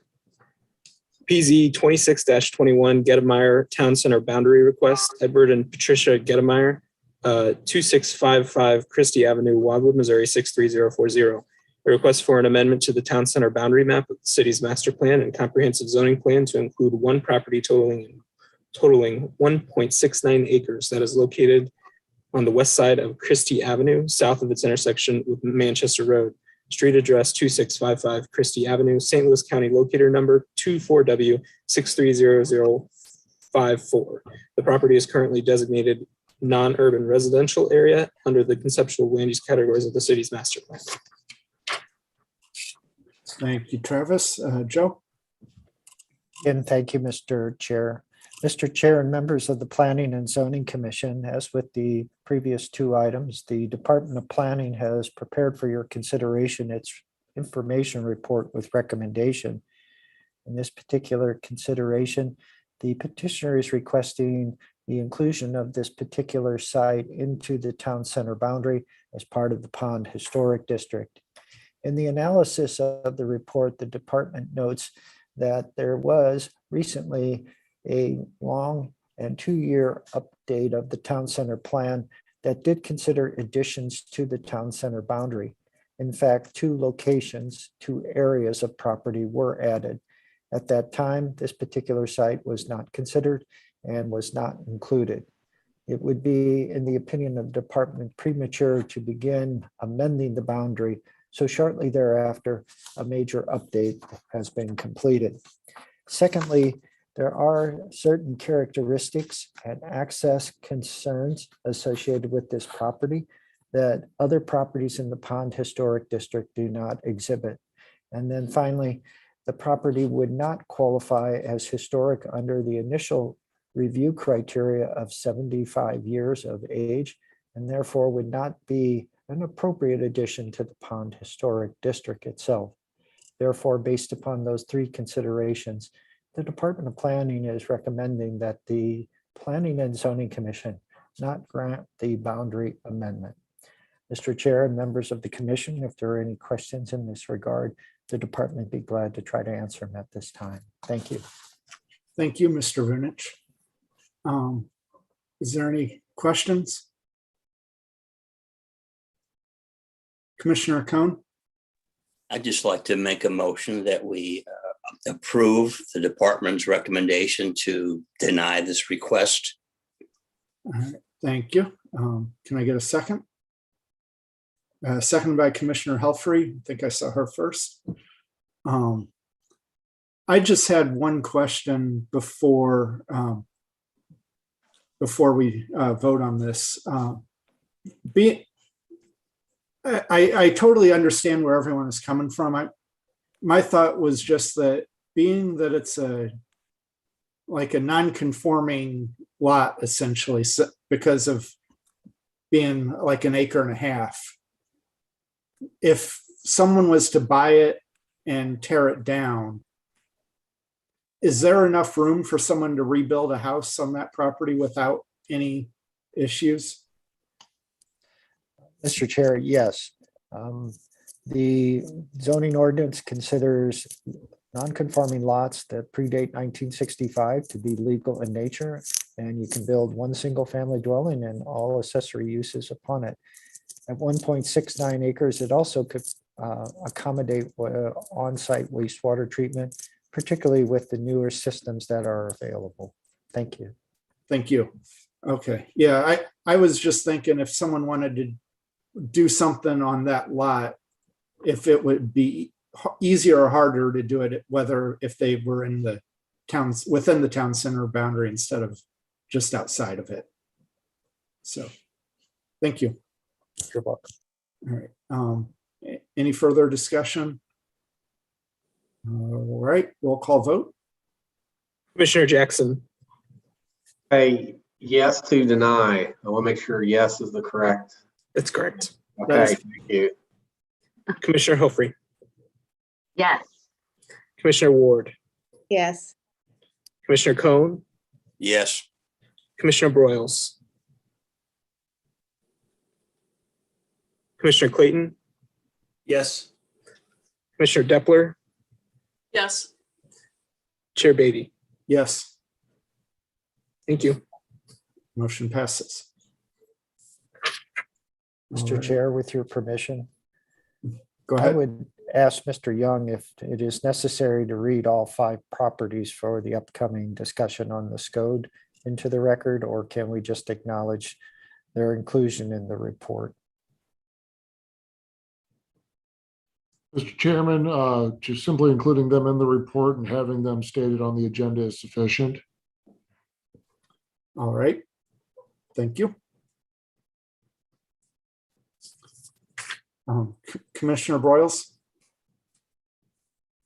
You're muted. I have a question for Mr. Vunich. With the speakers this evening, are these things that we're going to vote on, are they information that came in the white papers that were distributed to the commissioners? Ms. Broyles, 3 of the 5 sites that are to be considered tonight were part of a white paper prepared by the city of Wildwood. That white paper was completed in 2016 and provided as part of the packet of information.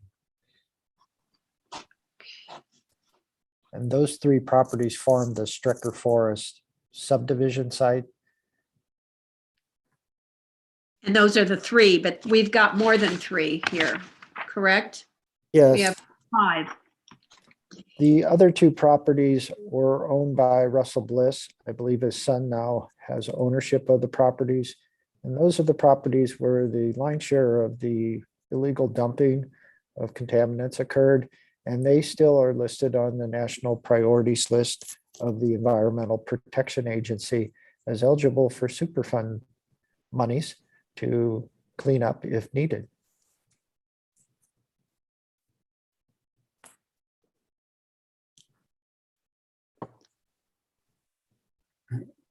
Thank you.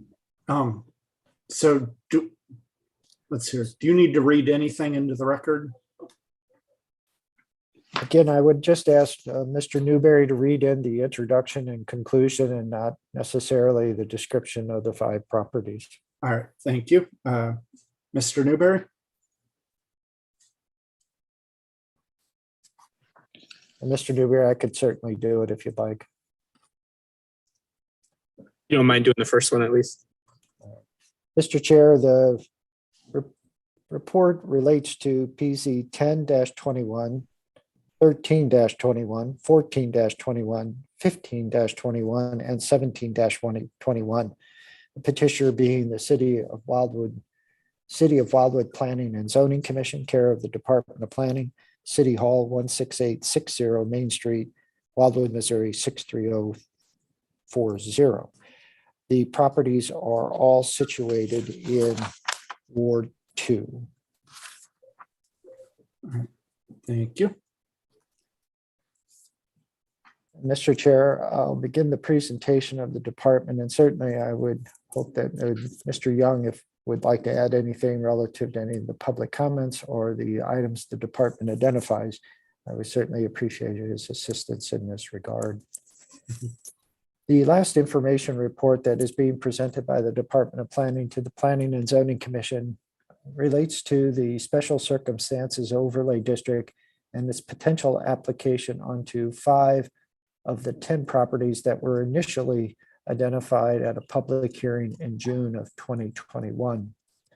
The 5 properties, as noted, are all located north of Strecker Road and are inclusive of the 2 original Bliss sites that prompted a major cleanup action at this site, the inclusion of a incinerator at Times Beach, and ultimately a lot of discussion about the impacts of such.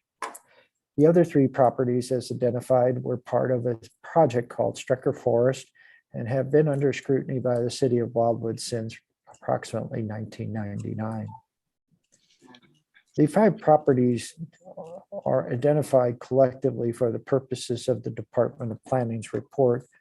And again, I would defer to Mr. Young, our city attorney, if the commission would like to separate each of the 5 and vote individually upon them. The department in its analysis identifies that 2 of the properties remain on the national priorities list of the Environmental Protection Agency. That often indicates that these properties have such high levels of contamination that they are eligible for taxpayer funding through the Superfund. Until such time that the properties are removed from the national priorities list, the department believes that the Special Circumstances Overlay District will allow for the scrutiny that's necessary for these types of properties that are still, again, listed by the federal agency as problematic. It is important to note that the Special Circumstances Overlay District is not intended to be, as was described, a lockbox. What it is intended to do is allow for the city of Wildwood, then its residents that are in the neighboring residents and others to have the greatest amount of information as early as possible in any development process, whether a rezoning, a site development plan, etc. What that allows is to ensure that the public, as well as city decision makers, have information that is timely, germane, and certainly as detailed as possible when decisions are requested. On the backside of the process, it also ensures that there is monitoring after a project is approved, more so than what is capable in many ways at this time. That long-term monitoring and notification allows for assurances that no buyer, no user is unsure of the status or certainly does not have the information to make an informed decision about the future use or purchase of a property. The other 3 sites, as mentioned, do not have the same level of problem, so to speak, although one does have a corner of the NPL site on it. That is where the creek transcends from the Bliss property across the northeast tip of the largest of the 3 properties forming Strecker Forest, and then discharges onto another and then into Cox Creek.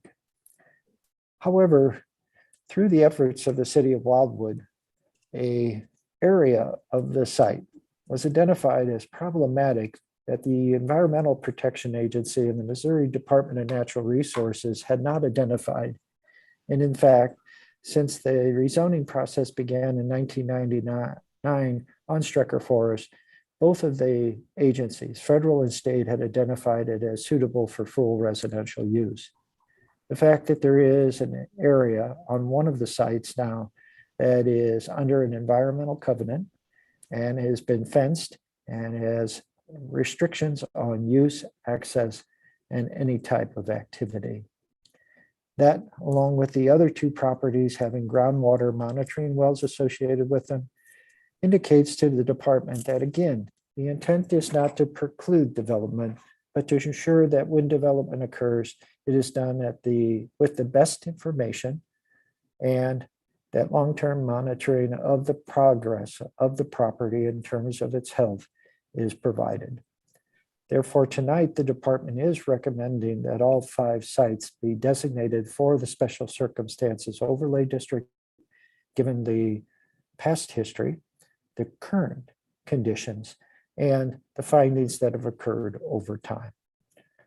Mr. Chair, certainly, as I've mentioned, if there are any comments or questions relative to the 5 sites and the department's recommendation regarding the overlay district, we'll be glad to answer them at this time. And again, I yield the Zoom platform to Mr. Young if he would like to add anything at this time as well. Thank you. Thank you, Mr. Vunich. Commissioner Helfrey? Mr. Greenwich, I was hoping that you would go back to the map that was just on the screen and show exactly which 2 lots are the Superfund lots that are currently owned by Bliss family and are on the national priority list. Which are those 2? That's my first question. With Mr. Newberry's assistance and his cursor. Mm-hmm. That's one. Okay. Is that I one don't- of them?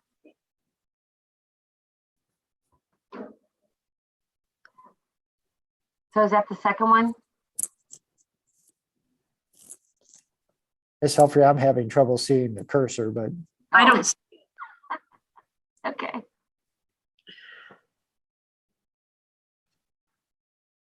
oh, there it is. It's a white hand. that's the horse arena, Oh, that's the horse. the big white thing in the middle. So that property on the northern tip is one of the Bliss sites. And then the one that I identified the hand as the horse arena is the other. Oh, Okay. okay. So those are then- the two that are the Superfund on the national priority list right now, correct? That's correct, ma'am. Okay, so then the three lots just to the left on our screen are the ones that are one of them has a fenced area. Which one would that be? It's the larger of the group, and it fenced area is generally in the vicinity of the horse arena, but on a separate property from the Bliss site. Okay. And then that is 171. Sorry to interrupt. Yes, and then all three have, you said monitoring, well water monitoring. Yes, through the Okay. efforts of the city, ground monitoring wells were installed a number of years ago with the commitment from the Missouri Department of Natural Resources to continue monitoring of groundwater in that area.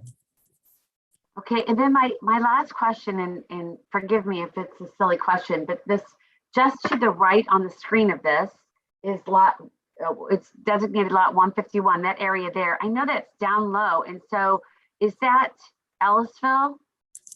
Yes, ma'am. Okay, so because that is the same low level as the other properties, correct? I mean, Yes, actually, the drainage is from east to west or from the wooded area toward the Bliss site. But relatively speaking, elevation is very, very similar. okay. Thank you very much for clearing that up. I just wanted to make sure that I understood exactly where everything was. So thank you for that. And again, I would just note that the white paper that was completed by the city in 2016 on the Strecker Forest site is included in the packet of information.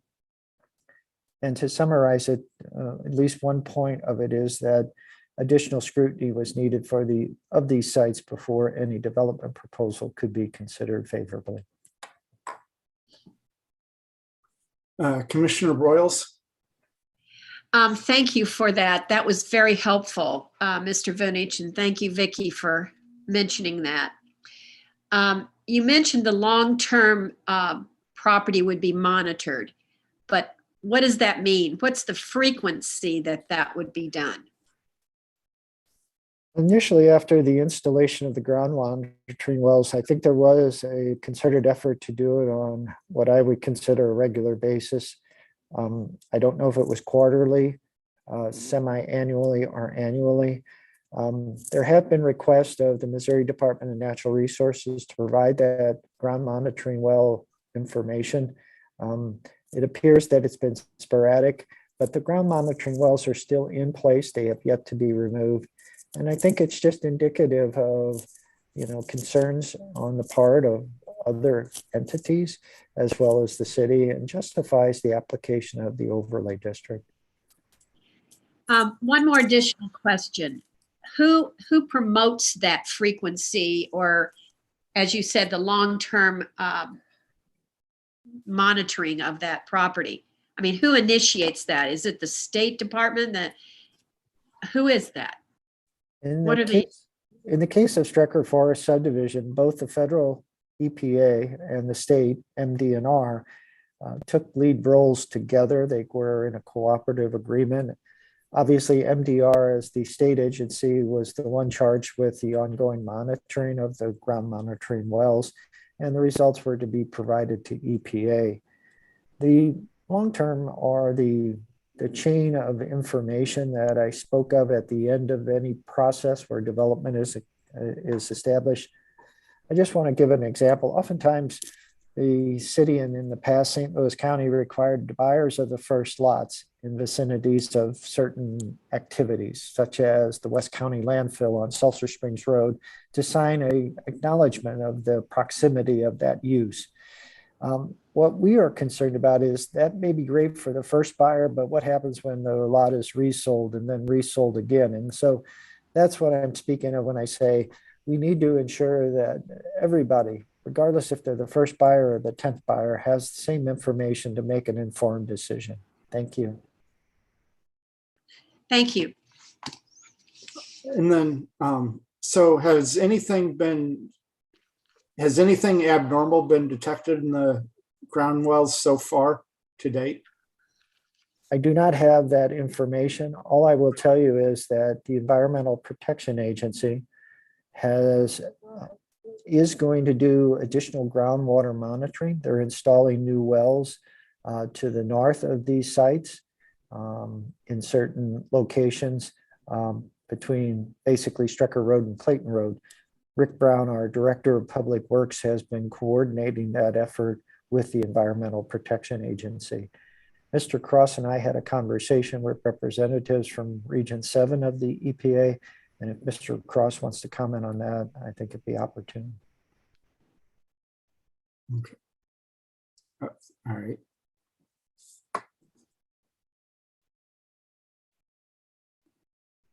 Any further questions or discussion?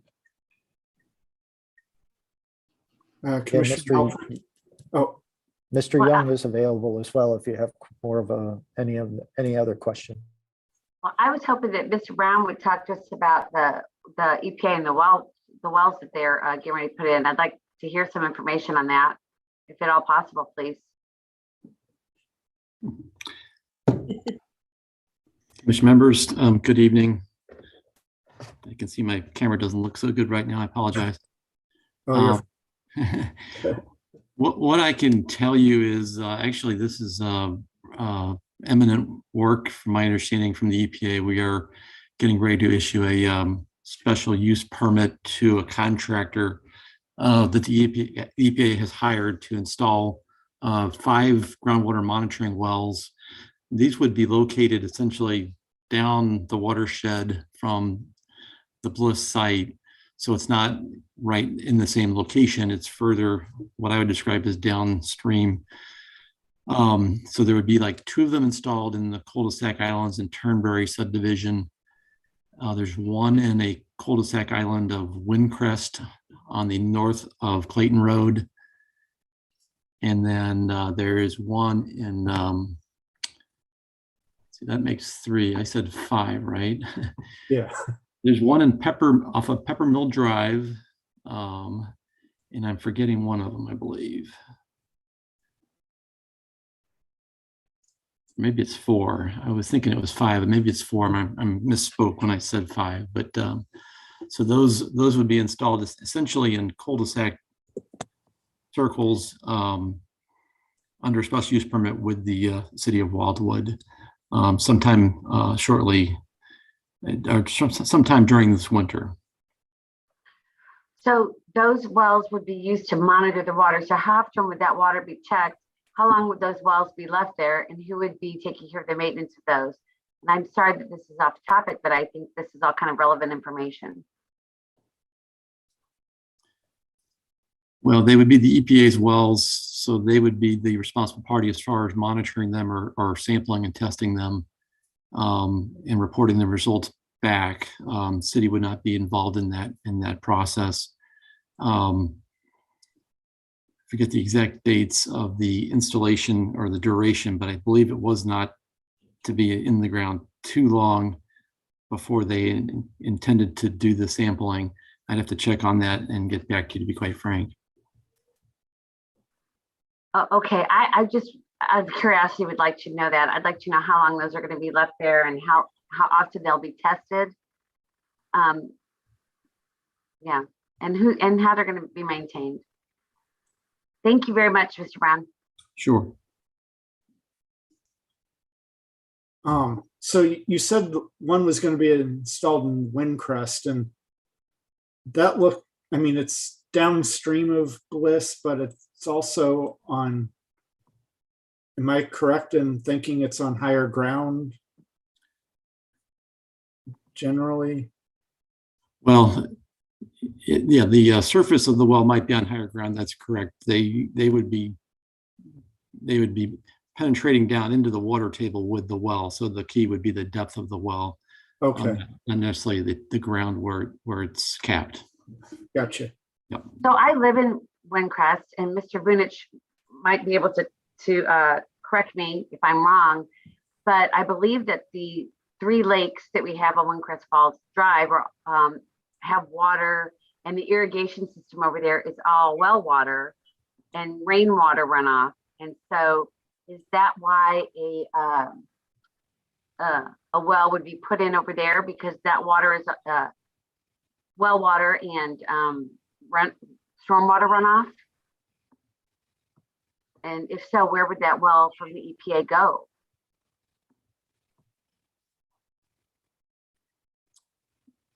To be honest, the department was not involved in the site selection for these wells, so I'm not really qualified to speak to the specifics in terms of why they chose the exact locations, other than I'm sure they want to get a representative sample of the groundwater below. And they felt these were reasonable locations within the proximity of the site. To do it, they are located within public streets, so they are accessible. And again, they're drilling down into the water table to that depth.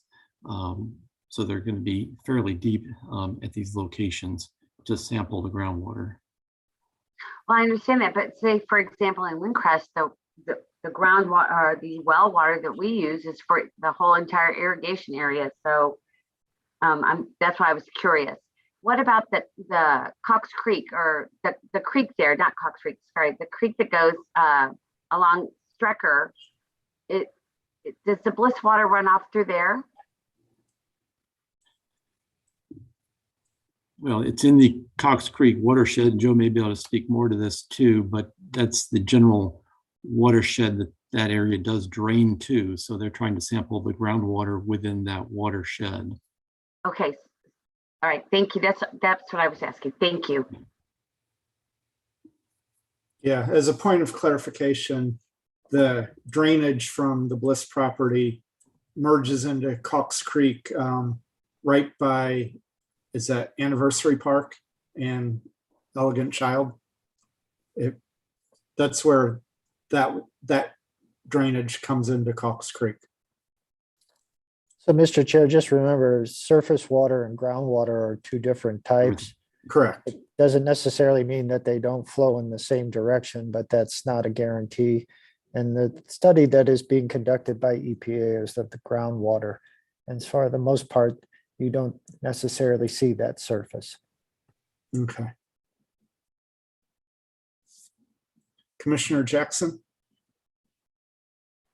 Okay, so I'm just trying to get the facts straight here, because I've gotten the letters from the folks on Strecker, et cetera. So the EPA has said the 2 Bliss properties that they still own are contaminated and qualify for the Superfund. I think Joe said that. Well, what about the lot area, or the third area where the homes are at? Have they determined those are contaminated today? Well, if we're speaking of the 3 remaining properties that are under consideration tonight, we know at least one of them has a tip of the Bliss contamination on it and was part of an NPL and is part of that NPL site. And then the larger tract, the same tract with the tip that's part of the Bliss NPL site, has that environmental covenant associated with it now. The 2 properties nearest Strecker Road, abutting Strecker Road, do not have the environmental covenant. They are not on the NPL, but collectively they are owned by a single owner. There has been a proposed subdivision upon it, and the city's white paper suggested greater scrutiny, which can be achieved through the overlay district. Okay, so we got the EPA that's designated this area, correct? All 3 of them. Yes. Okay. All right, great. Now, all you're saying is that they're not prohibited from building a subdivision. It just requires a lot more testing, scrutiny, whatever that goes in the defining of scrutiny, correct? That is my understanding, and I would ask John Young to confirm that. The intent is not to take the property. It's just to ensure that when it's all said and done, everybody has the best information to make the decision. And that would include any potential buyers of any home in that supervision, just so you know, X, Y, Z. So if this is wrong, there's potential harm to the owner that's building the subdivision, that they might not be able to sell their homes or get the right value, or et cetera. That would be their harm. Potentially. I think John's unmuted himself, so I'm going to let him take. Yeah, it from here. please. I'm trying to sort through this because I don't want to harm someone that owns property if they're not contaminated. But we can't go against the EPA. I'm trying to figure this thing out here.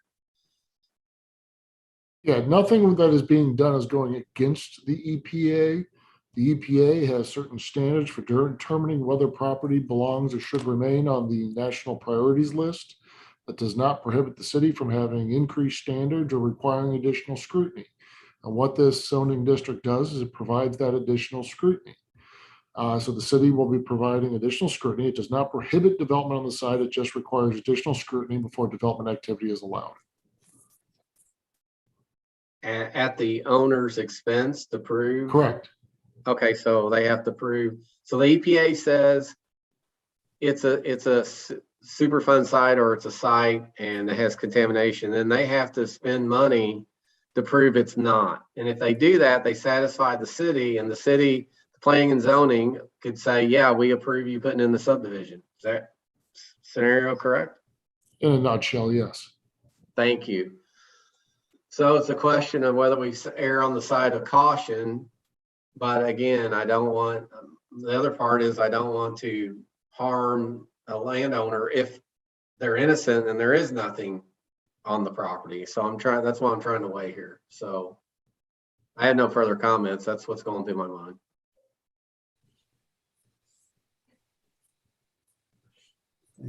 All right. Any other discussion? Again, Mr. Chair, for public comment, and if there's no objection from Mr. Young, you can split the question, so to speak. You can vote on all 5 collectively or do them individually, however you'd like. Is that my decision, or do we need a motion for that? I would defer to Mr. Young.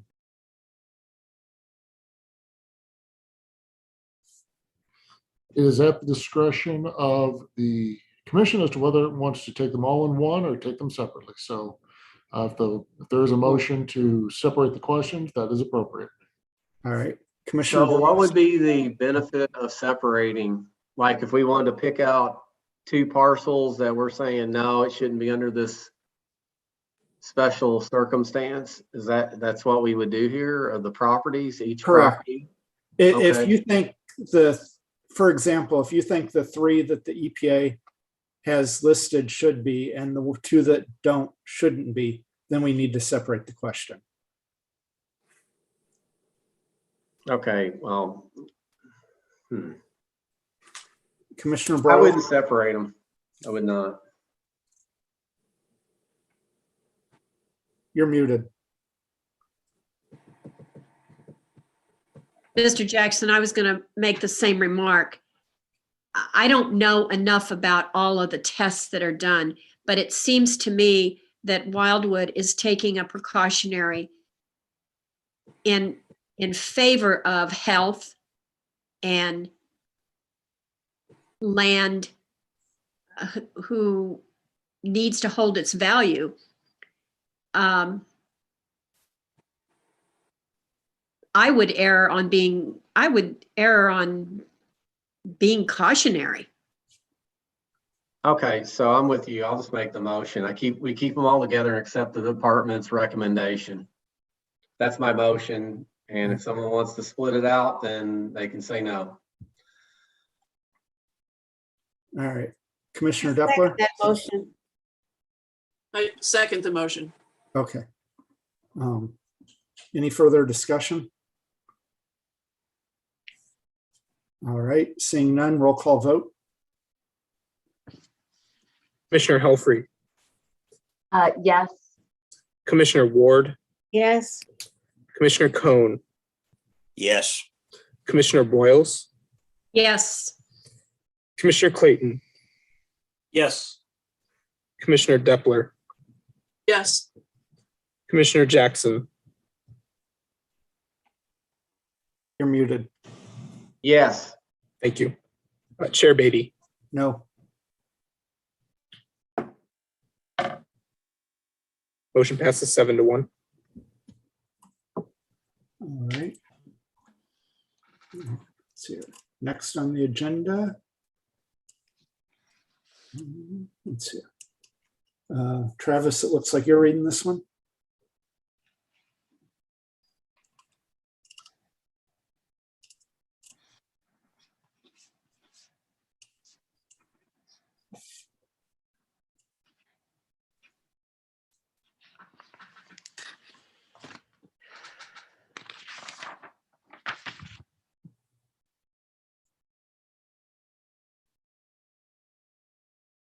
Travis, you're muted. I'm sorry, Mr. Chair. That's First all time right. I've done that in a while. Thank you. Recognition report regarding an amended site development plan to accommodate the installation of a new monument type sign along State Route 109, frontage of Babbler Elementary School, Rockwood School District, in non-urban residence district, east side of State Route 109 at Shepherd Road. The support said location for this purpose. Ward 5. Thank you. Melanie? Thank you, Mr. Chair and members of the Planning and Zoning Commission. The department has prepared a brief presentation of a report and recommendation regarding the installation of a new monument sign to replace an existing monument sign at Babbler Elementary School. The school is located at 1955 Shepherd Road in the non-urban residential district. As you can see from the screen that Mr. Newberry has shared, it shows the location of Babbler Elementary School, which is essentially across the street from the proposed tower that reviewed earlier this evening. It fronts along 109 to the south, as well as Shepherd to the east. The next slide shows the current sign located at the school. And if we can move on to the next slide. This slide shows the site plan showing the location of the sign.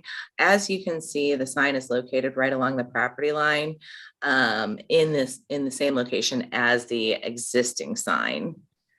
On the next slide, please. The proposed sign is shown to be a similar type of sign. It's a message board sign shown to be 6 feet in height and approximately 8 feet, 1 inches wide, totaling approximately 48 square feet. The sign regulations allow for institutional uses to have a monument sign for identification and informational purposes. The proposed sign that you see here meets all the city's regulations with the following exceptions. The first exception is from the minimum yard requirements. The yard requirement in this zoning district is 50-foot required front yard setback. As you can see, the sign is on the property line, so they're requesting essentially a 0 foot setback. This exception requires a review and recommendation by the Architectural Review Board, but will ultimately need to be approved by the Board of Adjustment. It has been reviewed and received a positive recommendation from the Architectural Review Board on January 13th and is scheduled for review by the Board of Adjustment on the 20th. Additionally, the applicant has requested black lettering against a white background, similar to the existing message board. This is contrary to the city's outdoor lighting requirements, which stipulate a black background with a light colored lettering. The city's lighting consultant reviewed the proposed sign and acknowledged that there are challenges associated with meeting that requirement without utilizing an electronic message center, and recommended that instead that the lighting was lessened to 3,500 Kelvin and the installation of a dimming mechanism, and that the illumination on the light is shut off earlier to minimize the impact of the sign. The code provides that the Architectural Review Board carries the authority to act upon this request. They did review it and they did approve this, provided that the city's lighting, the recommendations from the lighting consultant were heated and the light was turned off by 8 o'clock on evenings where there was no school event. The applicant has agreed to these conditions. The department recommends that After the Planning and Zoning Commission has reviewed the submitted information from the Rockwood School District for this proposed sign, that it's determined to be consistent with the regulations set forth in the purposes of height, width, and size, but not the location. And that the commission grants approval of the site development section plan for the proposed new monument sign conditioned on the location of the sign meeting current code or as authorized by the Board of Adjustments, compliance. And compliance with recommended changes to manage the lighting and requirement of illumination of the sign to be turned off by 8 o'clock on days in which there is no school event. This concludes the city's presentation. Unless there are any questions, I, Mr. Vunich, or Mr. Newberry are here to answer any questions. Thank you. Any discussion or questions? Commissioner Helfrey? So is this essentially going to be the same type of sign? They're going to have to go out and change the letters manually like they do on the sign now? Okay. That is And correct. and even though it's going to be LED, they have to have a dimmer on it. And so I don't know about you, but when I go to buy LED lights for my house at Home Depot, I always buy the wrong ones. They're too bright, or they're too white, or they're too yellow. And so with this dimmer switch and the amount of light that they put out, will because it's LED, will they be able to control if it's too white bright, or if it's not, if the light is more of a natural light? So essentially, lighting is measured in kelvins, and what they were originally proposing was 7,000 kelvins, and we're requesting that they limit it to 3,500. So it will be a softer look and not have quite as bright of an impact. And what is, so if we're asking them to go to 3,500, what is their current sign at right now, please? Honestly, I'm not positive on the current sign that's there. Okay. All right, thank you. Thank you. Any other questions? Motion to approve. All right, motion by Commissioner Jackson, second. Can I get a second? Seconded by Commissioner Ward. Any further discussion? All right. Roll call vote. Commissioner Cohn, Yes. Commissioner Broyles, Yes. Commissioner Clayton, Yes. Commissioner Depler, Yes. Commissioner Jackson, Yes. Commissioner Helfrey, Yes. Commissioner Ward, Yes. Chair Beatty. Yes. Thank you. Motion passes. I believe that is all for tonight. No, I want one more. Make something up, Joe. Commissioner Broyles? I just want to thank the department and the chair. Each of you make this such a pleasant evening, even though it's long. But thank you so much for your hard work and diligence. It does not go unnoticed. Thank you. For your participation. Would you end this, Mrs. Broyles? Would you make the motion to adjourn? Because I think it's only fitting you end this thing. I make the motion that we adjourn. And hopefully we'll see you, I guess, around Valentine's Day. 2 or 3 weeks, I think. I think it's 2 or 3 weeks. Yeah. I second it, but can someone send me list of our meetings so I can put it on my Outlook calendar, because they get I haven't seen that lately.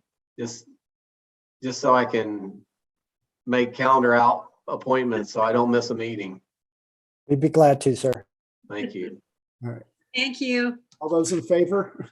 Aye. Yes. Any opposed? All right. Thanks, everyone. Have a great night. Good night, everyone. Thank you, David.